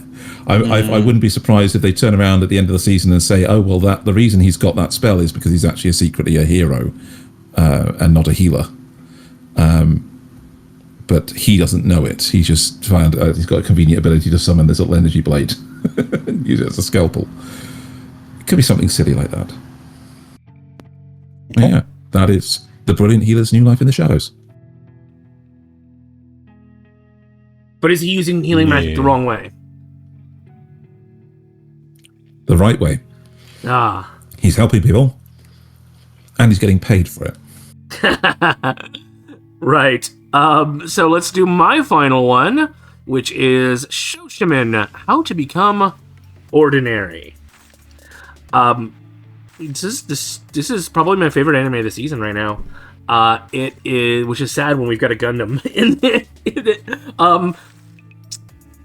This was a must-watch 3-star at the 3-episode review. It is still a must-watch 3-star. They keep hitting all the right notes. It's only held back a little bit by being probably more cerebral than your average viewer wants. That's why I can only give it 3 stars instead of like 5 stars. Because you know, if you don't want to do the thinky things, then you're gonna have a hard time.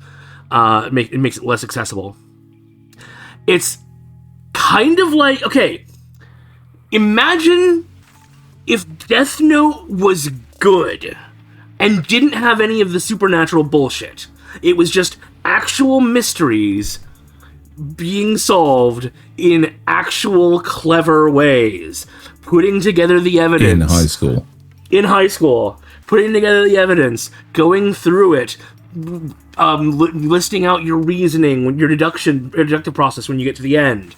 All of that stuff. It's here. And it's good. And it doesn't feel stupid. Like our two main characters from season 1 who are being brought back in as we go know each other really well. They know how the other person thinks. They know what they might do in a certain situation, and that makes sense because they know each other, unlike Elle and Light, who didn't know either of them from the fucking anyway. So it works out when they mentally spar. I'm also happy that we had a few smaller mysteries again, because I was worried about not having as many of those this season. There's a bit where the main boy, I can't remember his name, Kobato and his new girlfriend that he's been had this season go to a pasta place, and she wanted cold pasta, but they were out of the one she wanted, and then so instead she got this cream, like hot cream pasta, and he thought it was because she didn't like tomatoes. That was the deduction he came to, and so he stole the tomato from her salad. And then we find out he's wrong. She likes tomatoes. The reason she picked it is because she liked the way it looked. So it was good to see him get something wrong, too. Yep. But neither of these characters are ordinary, are normal people by any stretch of the imagination. I think Osanai, the girl, is actually a little bit of a psychopath. At the very least, a sociopath. He is also kind of a sociopath because when the girlfriend breaks up with him and lists out all her reasons, which are essentially because he's a sociopath. He doesn't show normal human emotion. He doesn't, even during this whole breakup, he's just sitting there smiling the whole time. Because he's like, yeah, sure, whatever. I kind of saw this coming, because she was never really a real romantic interest. She was an attempt to become ordinary to him.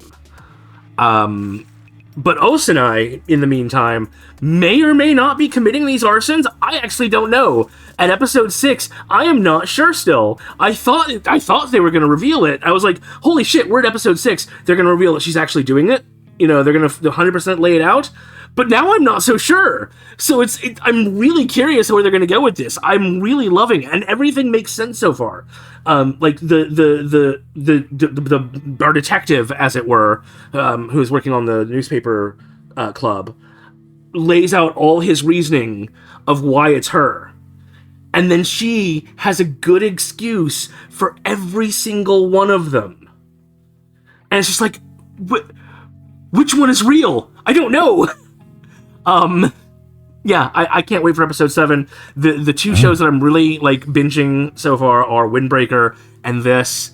This is obviously better than Windbreaker. I like Windbreaker, but it's just cheesy fun. Whereas this one is, oh man. But either way, I love both of them, and I can't wait for the next episode of either one. Nice. I'm really loving this show. I'm really loving this show. I don't suppose you have any questions, but yeah. So the idea of presenting all of that evidence and then actually presenting logical and infallible undisputable an alibi, essentially, evidence alibis for the situations either shows an awful lot of forethought or that she really isn't, and that's it's hard to tell really with her. Interesting, because you have to remember that in season 1 she put the whole plan in motion to get herself kidnapped by the end and get this other girl who was going to threaten her anyway arrested. Like, she clearly has wheels within wheels going. Anyway, yeah, that is Shoshimin, How to Become Ordinary. Cannot recommend it enough if you like good brainy stuff. Cool. Excellent. Tino, my last one. Tell us about Apocalypse Hotel. I love this series. Yeah. I gave it, was it a 4-star acquired taste last time? Did you review it or did I? No, I reviewed it. Okay. You didn't want to. Yeah. I gave it a 4-star acquired taste last time. Okay. And now I'm giving it a 5-star acquired taste this time. Ooh. Yeah. Fancy. So this whole series, it's heavily slice of life adjacent, so to speak. It does grow. The world does get explored more. I don't really want to spoil it because yes, we do. We get a lot more aliens, right? Do the rest of the Tanuki family stay, or is it just the girl? The whole family stays. Okay. So they stay for several years. Interesting. Yep. And one of my favorite parts of the series. So effectively, they're trying to work out how to expand the hotel with the finite resources that they have. Yes, they have all the bloody stores and what have you around the city, but a lot of those resources only work for a set period of time. So the hotel has had to develop a garden, right, in order to actually supply food and so on and so forth. And one of my favorite parts of the show, and I've got to tell you this, right? The Tanuki family and another couple of aliens basically drink the entire hotel dry. No more alcohol, right? And there is no more alcohol throughout the entire city, right? So they can't just get any more. There might be a hotel in other cities. There might be alcohol in other hotels. There might be alcohol in other cities, in other provinces, in other countries. Can't easily get there. They can't get there, right? Yeah. Wow, they still haven't fixed their ship in all those years? There's more to it than okay, all right. Right. But they so this is all getting to the funny haha. They decide that they're going to make their own alcohol. So it's a case of what do they make? And the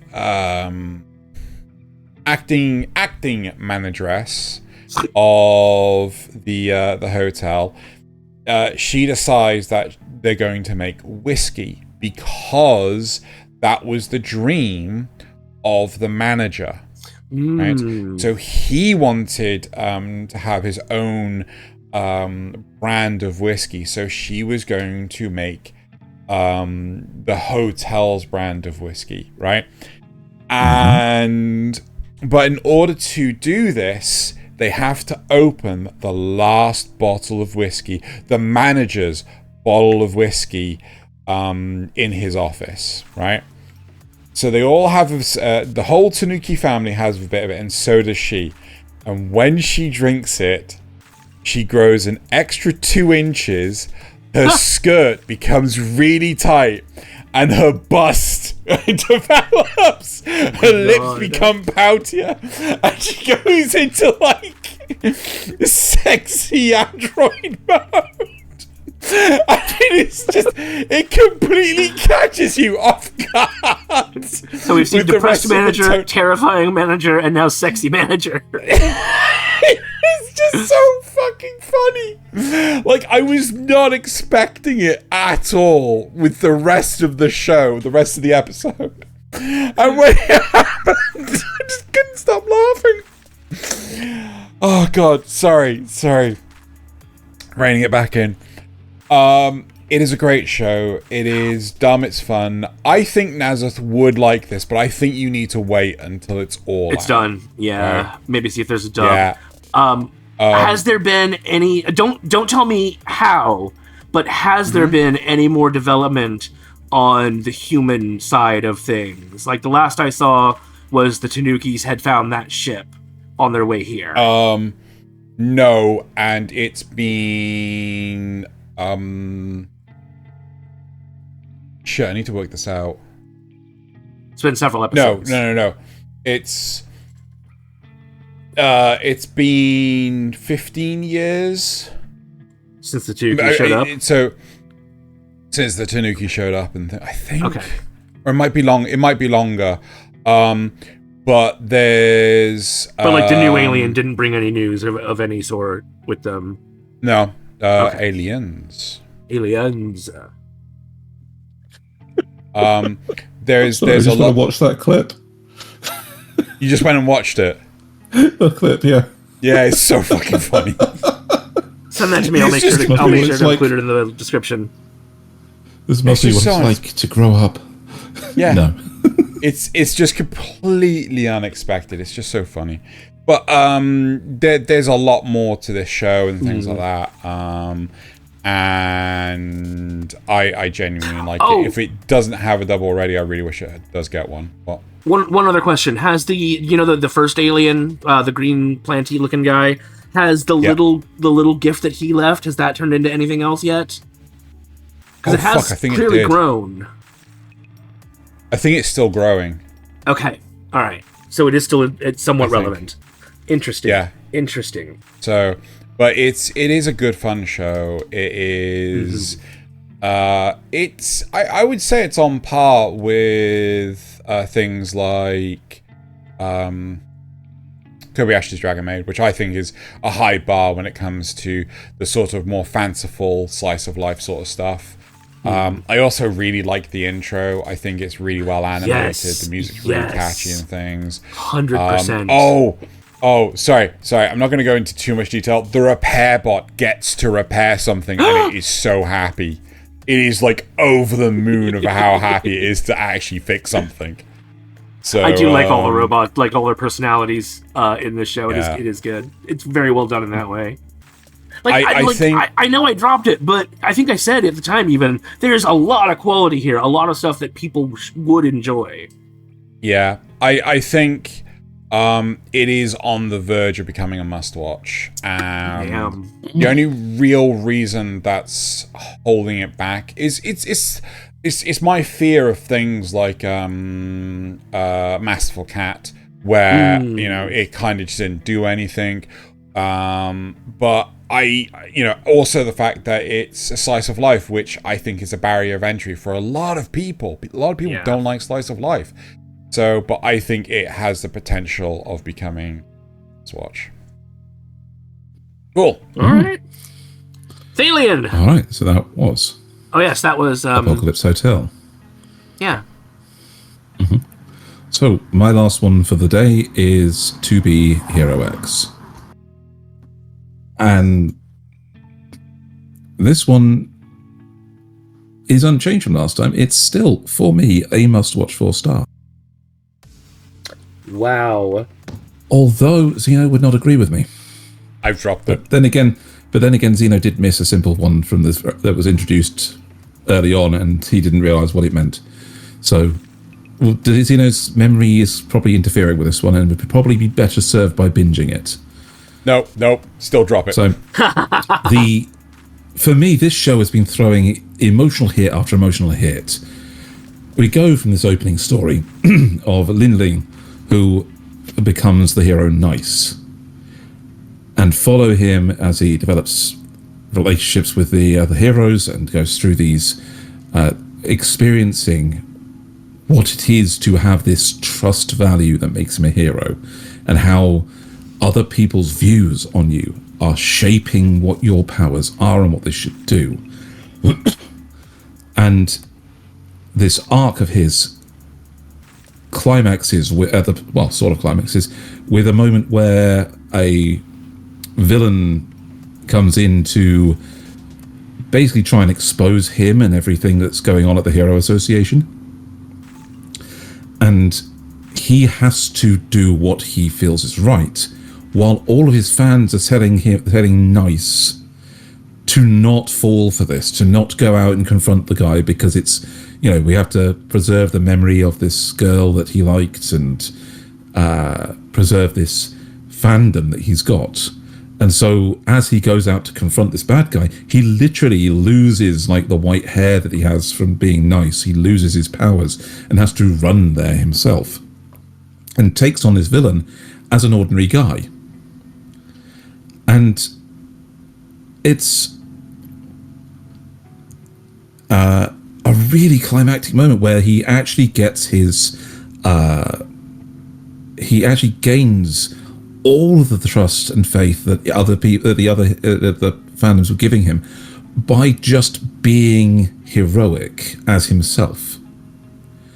And it breaks him right up into the higher ranks of the top 10, where he can finally be part of the competition to be Hero X and actually win. He can actually take part in it because he's in the top 10.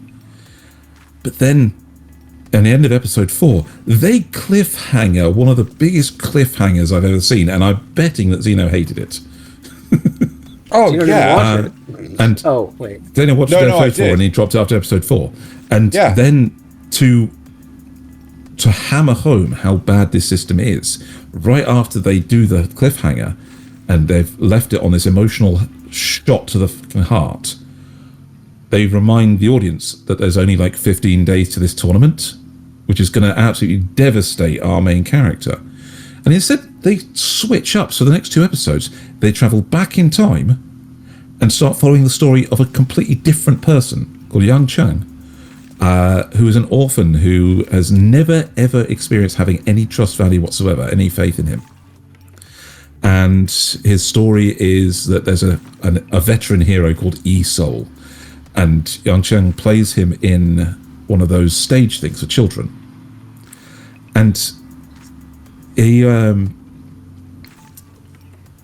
E-Soul is apparently resenting all of the corporate bullshit that's going on, and is, kind of like half-assing his public appearances. Meanwhile, Yang Cheng is trying very, very hard to act like the original E-Soul and be a hero. And he's given the chance, basically. A kidnapping of a child allows him to go and save him where he's in the view of the public. And the public mistake him for E-Soul. And suddenly he starts gaining some of E-Soul's trust value. And he suddenly gets the powers that E-Soul has. Lesser values because he's not the real one, but this thing is progressing through with him actually becoming the new one, the new E-Soul. And episode 6 leaves on an even bigger cliffhanger. It's very similar to episode 4, but an even bigger cliffhanger in episode 6, where you've got to save the day, I think, in this case, because the Yang Cheng is not the kind of hero that Lin Lang is. So Lin Lang is this. He wants to be a hero at all costs. He wants to save people. He wants to do the right thing. Whereas Yang Cheng is kind of just sucked into it and isn't sure. And he's more focused on the girl he likes and how he's being outshone by some rich yuppie that seems to be moving in on him. On this girl. But still, I am genuinely falling for these cliffhanger moments. I want to keep watching. They are drawing me in. And it's painful to be stuck for a whole week waiting between them, but I love it nonetheless. The production quality is consistently high. The switch of animations from when they're being heroes, you got the anime style of when they're actually being heroes and getting into combat and doing the special moves, whereas when they're in just everyday life, they're in the CG, the 3D CG kind of world. It's great contrast. But I do have to say, binge this when you do watch it, but I'm absolutely convinced that people should watch it because I think it's a must-watch. Unless something happens at the end of the series to completely fail to stick the landing. I think this is going to be one of the good ones for this season. I feel that cliffhanger moments that are, as seen in To Be Hero X, are a nuclear deterrent for me. Like this is the reason why I gave up on Game of Thrones, because I hated the fact that the end of the episode ended on a cliffhanger that was instantly resolved at the start of the next episode, and then the rest of the episode was just to build up to the next cliffhanger. And if a show can't sustain itself without cliffhangers of this nature, I don't want to watch it. Like, it frustrates me to no end. Don't look back at the 26 seasons of Doctor Who then, because every episode was like that. Yeah. No. But so I think this show does sustain itself without the cliffhangers. I just think that I know that. I feel like Xeno doesn't like them, and so it's a deterrent. Not because they're not they can't sustain themselves without them, but because they are so very pronounced as a factor. It's not just that, but it's also the fact that the cliffhanger of episode 1 was never resolved, right? The oh god, what Which was one the? Is? Well, okay, so at the end of episode 1, Ling Ling wakes up, and Moon is just dead in front of him. Oh, but right? No, this is it was resolved. I think you might have missed that one. No, it wasn't. Nice is such a neat freak that he can't touch anything if it's dirty. So it was ketchup she put on her face to make herself dirty for the sleep, so he wouldn't come near her during the night. When the hell was that explained? Episode 2. That was not explained in episode 2. It was. It was. No, it fucking wasn't. No, it fucking wasn't. I can go and find you the thing Xeno later. must have been so bored that it just didn't stick in his brain. Yes. No, or it was Xeno nap time. Because it just cuts to him having like the weird flashback of like, oh yeah, she was there, dead on the in the bed, and then he wakes up on the couch. Yeah, she's fine the next morning. Yes, and he does actually ask about it. Why did you look like why were you covered in stuff last night? Said, oh, it was ketchup because nice a neat freak. It does actually tell you that one. It's part of the rant where she's where her real personality is on display. We'll settle this after the show. But even so, like there's still story narratives that are like, oh yeah, we're gonna confine the two of you in a room together for and how this guy has the strength to just smash a window and fly off. Like, how are you confining him? Except Nice would not do that, and so he doesn't. That's the whole point of this trust value thing. It's as a prison for them in their heads. It is such a... But at the same time, the villains don't abide by this system, right? And it's just like, villains. So the villains abide by a different system. It's fear. So the more people fear them, the more powerful they get. So all they have to do is be villains. Right, but at the same time, how can a villain become a villain if no one fears them to begin with?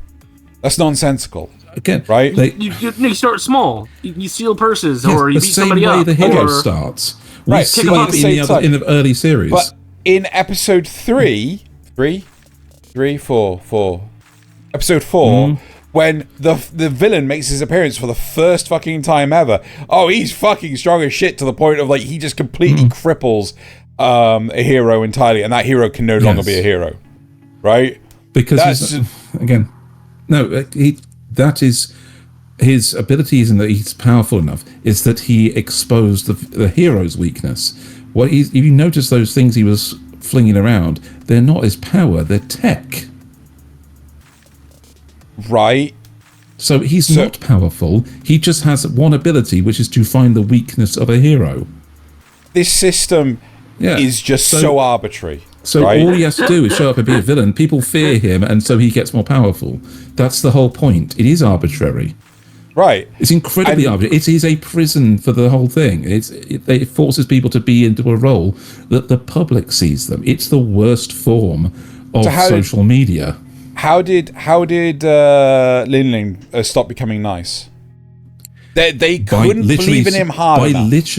Literally stopping becoming nice. He stopped doing what they expected him to be. How? Because they expected him to not do anything. So the fact that he did do the thing they wanted him not to do meant he wasn't nice. But in the huge chunk of that episode is he couldn't leave the building because they didn't want him to do it. So somehow he just decided, I'm no longer nice. Yes, that's exactly it. That's exactly it. He decided being nice.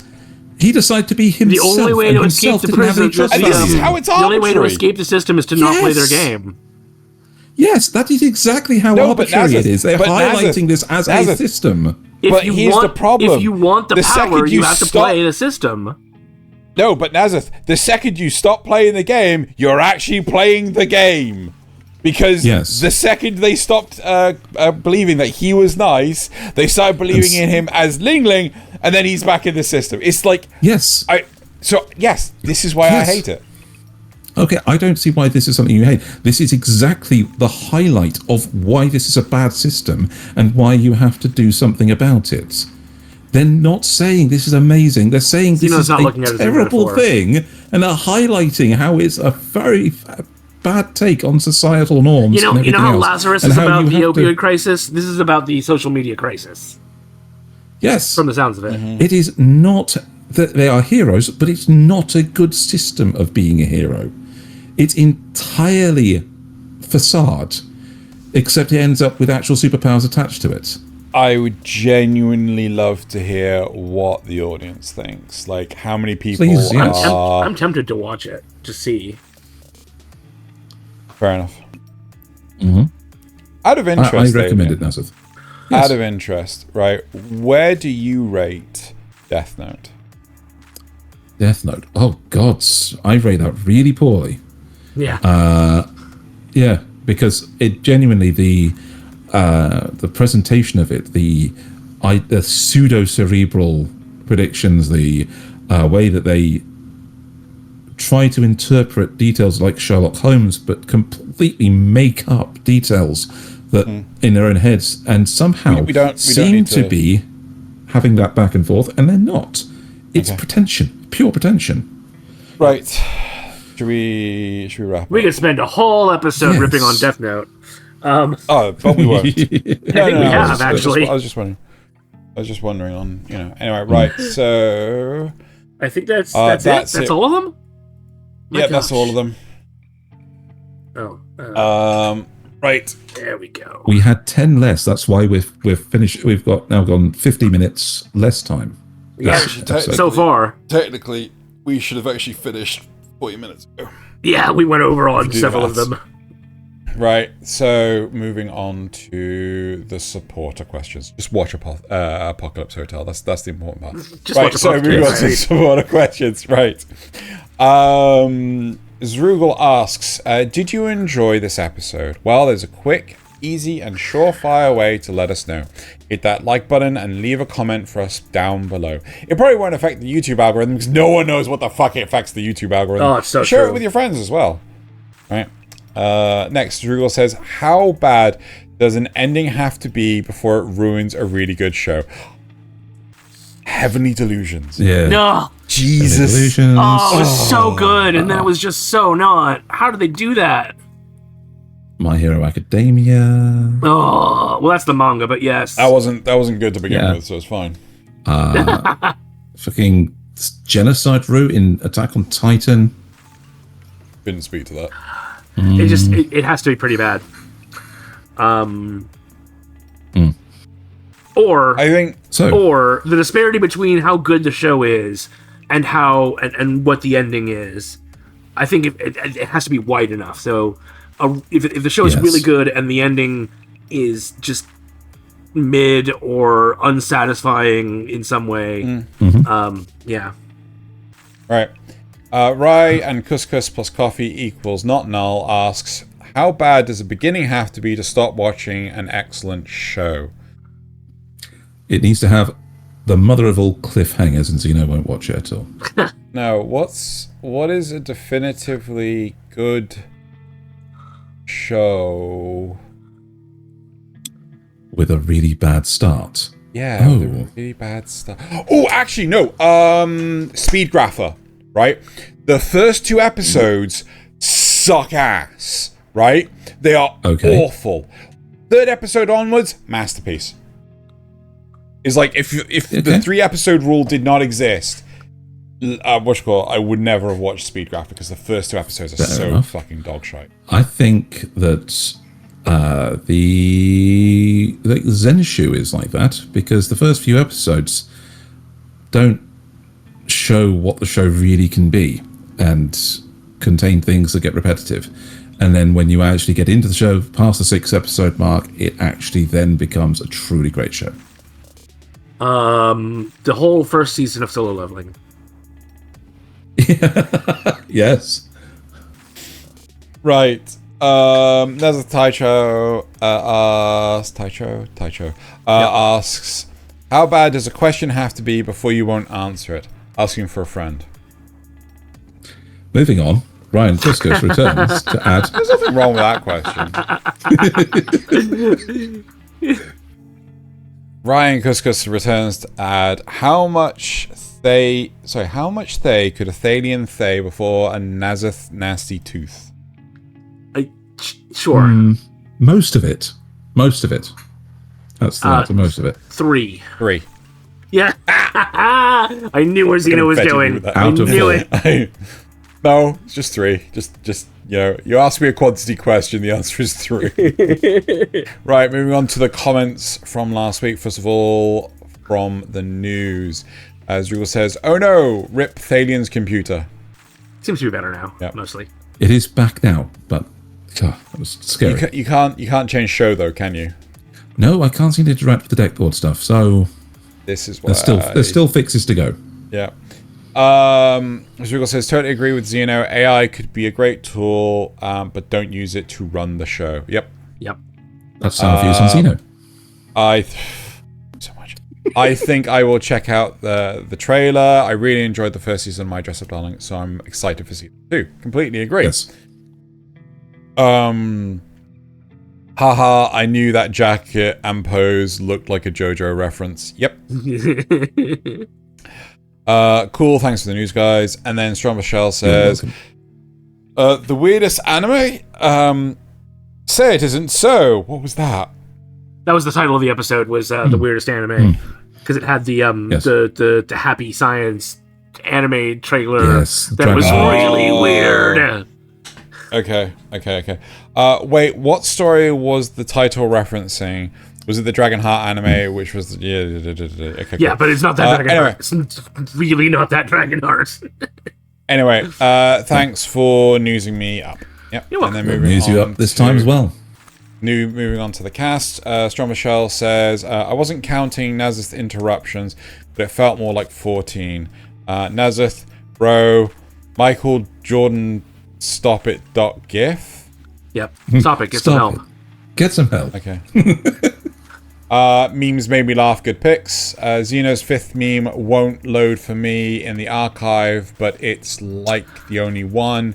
I blame Reddit. It actually did load for me, although it was a little temperamental. I had to pause it and move the seek bar around a little bit, but I can look to do a intermediary thing to fix that, but it might also depend on which browser you were using too. No, it depends on the source and the bit rates. Like sometimes, if the video is like too big. Oh yeah, no, because that was my Scooby Doo, wasn't it? Yes, it was. The insanely massive one. Yeah, so I'll look to do something that'll fix that. Thanks for the weekend entertainment chance. No worries. Rugal says, Kanpai! Oh my, Xeno's flat is way too hot. My condolences. The fact that Nasuth cuts Thaylien off just as his internet cuts out made me laugh. That was hilarious. I wonder if Dr. Stone started skipping scientific explanations for things because they could be dangerous if people tried to recreate them at home. I hadn't thought about that. Quite possibly. Like gunpowder. You don't want to teach kids how to make gunpowder. Right, but at the same time, the whole sulfur stuff, is just like, you didn't have to go into that much detail with sulfur. Yeah. You know? My Dress Up Darling is probably my favorite example of an author's topical knowledge. Yep. Yes. Cells at Work was a great honorable mention. I forgot I never actually asked a supporter question 2 weeks ago. Yep. Tell you what, just for you, you can ask 2 next time if you want. That VTuber animation in the memes was so adorable. That's why I put it in there. And thanks for another great show, guys. You're welcome. Right. You are very welcome. Speaking of memes, it's time for that segment on the show. Memes! Everyone loves memes. Most of ours come from Reddit, but not all of them. I think Xeno got a couple from some other source this week. And they are all archived. Hopefully they should all play. And we also take viewer memes. You can come to the Kanpai Cast Discord. There's a channel that we don't get to see before. I swear, we just don't look at it, before the show. So those memes are fresh for us. On the system.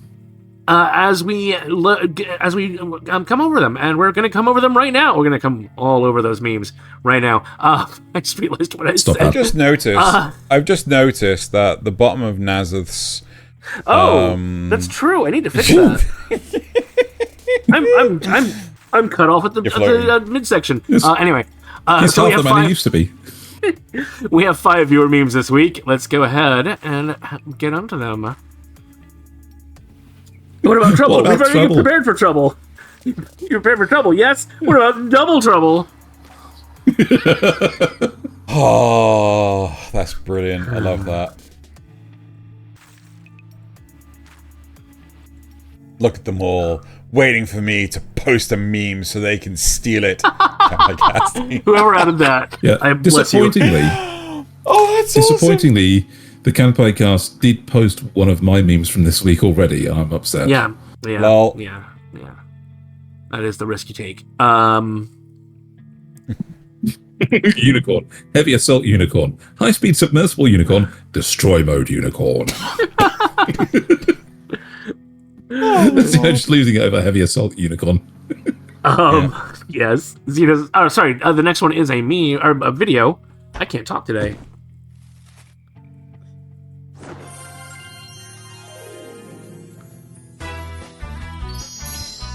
Oh my god.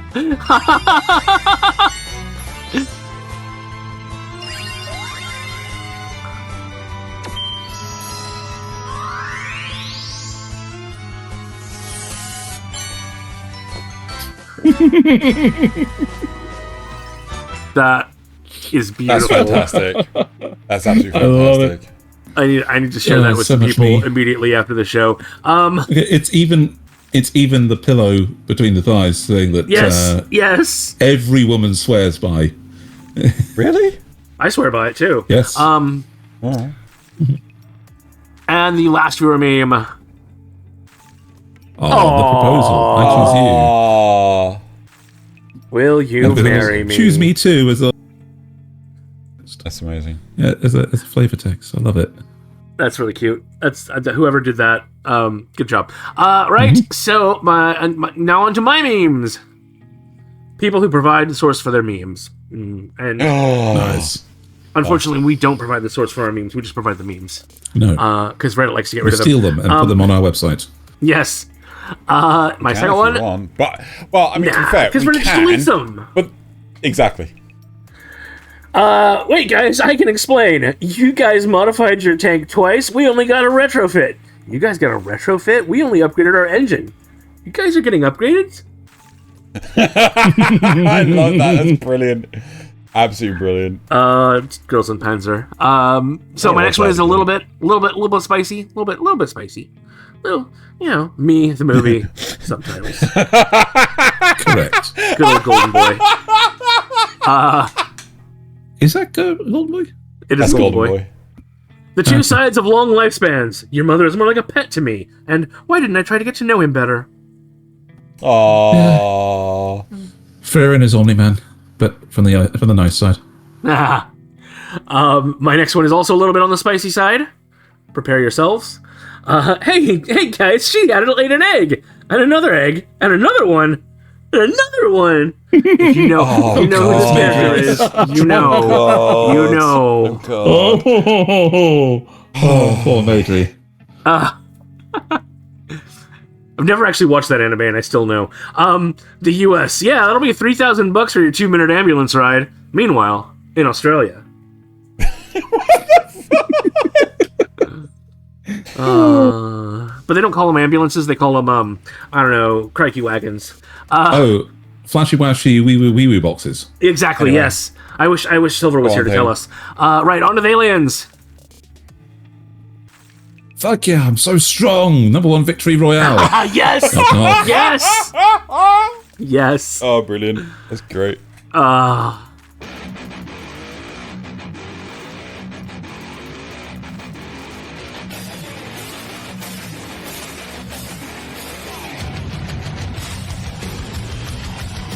What the fuck?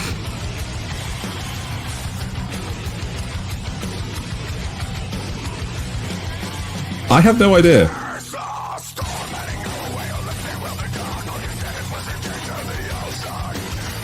We're gonna get copyright struck on that if I keep playing it. More than likely. When there's no next episode button to click on. Aww. Yep.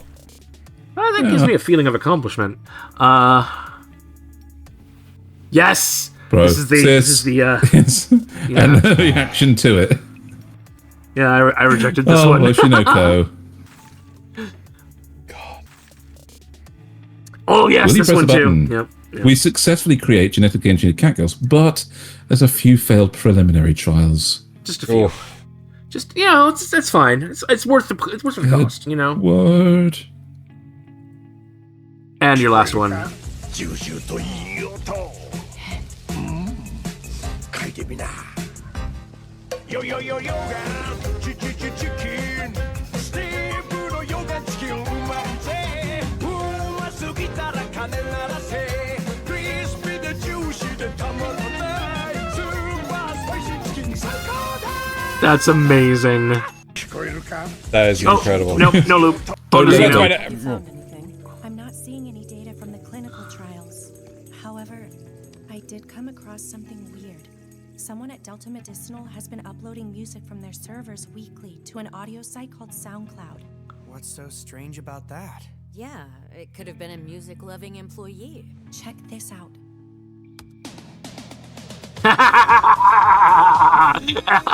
Excellent. Excellent. Wait.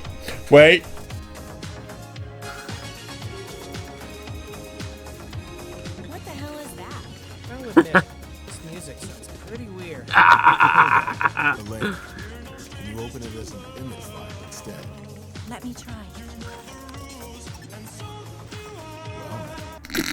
Nice. God, the music. I know we're done with reviews, but that was another thing I forgot to mention about Lazarus. The music is still so oppressive. Anyway, No, God! No, God, please, no! Oh no. No! So for everyone I have else's a bit of benefit, Taika Waititi's Akira is still hounding. He's not giving up on the long-awaited live-action adaptation of the iconic manga, says producers. I don't know. I mean, he can I say don't that all think he his wants. stuff his movies have been so hit and miss Yeah. for me. Yeah, but Some have been amazing for me, and some have been so terrible. I'm not sure. he can say it all he wants. It depends on the studios that want to actually do it. You know, he can. I want to do this movie. 30 years later, still not done. Still development hell. Anyway, your next one is a little spicy, apparently. It's not spicy, just not safe for work. Dude blowing out his brains in Attack on Titan. Me in 2015 at 8 years old. Yeah. Oh, she was so cute, though. Look at her. You never think that she'd grow up to be a degenerate. And the rest of them are all video memes. Yep. Feliz Navidad para los imbéciles. Feliz Navidad. Feliz Navidad. Feliz Navidad. Prospero año y What the fuck? felicidad. Feliz Navidad. I want to know how the fuck they did that with the tank. Well, the wheels are probably all independent for height, and so they just took different tanks shots do of it. actually have suspension. Yeah. So it probably simulated that. Yeah. But Anyway. also, it's May. Don't post Christmas memes. Yeah. What was the Christmas name? Next. Yes. Oh god, yes! Xeno got to this meme before I could. Snapped it up.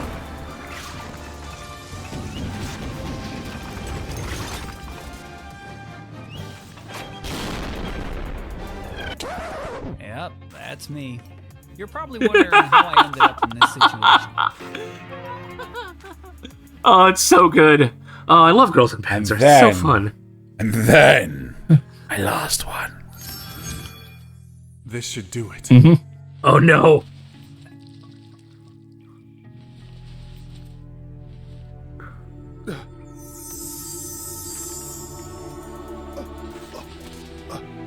Genu, is that you? Oh no. Mom, Oh no. it's been so long.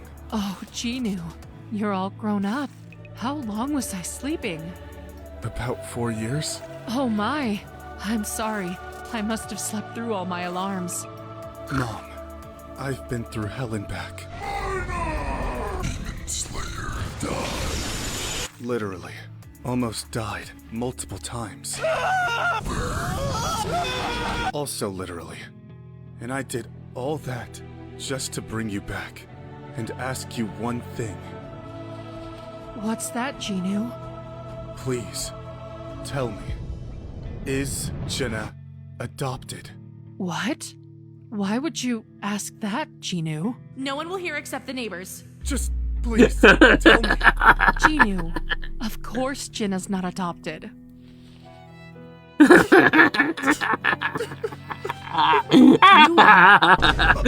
Oh. Stepmom route is now available. Oh no! See, I thought that's where it was going to go originally. Would you like to accept this route? Jinyu, where are you going? Oh my god! Recovery activated. Jinyu, are you okay? Yeah. Wait. Stepmom route selected.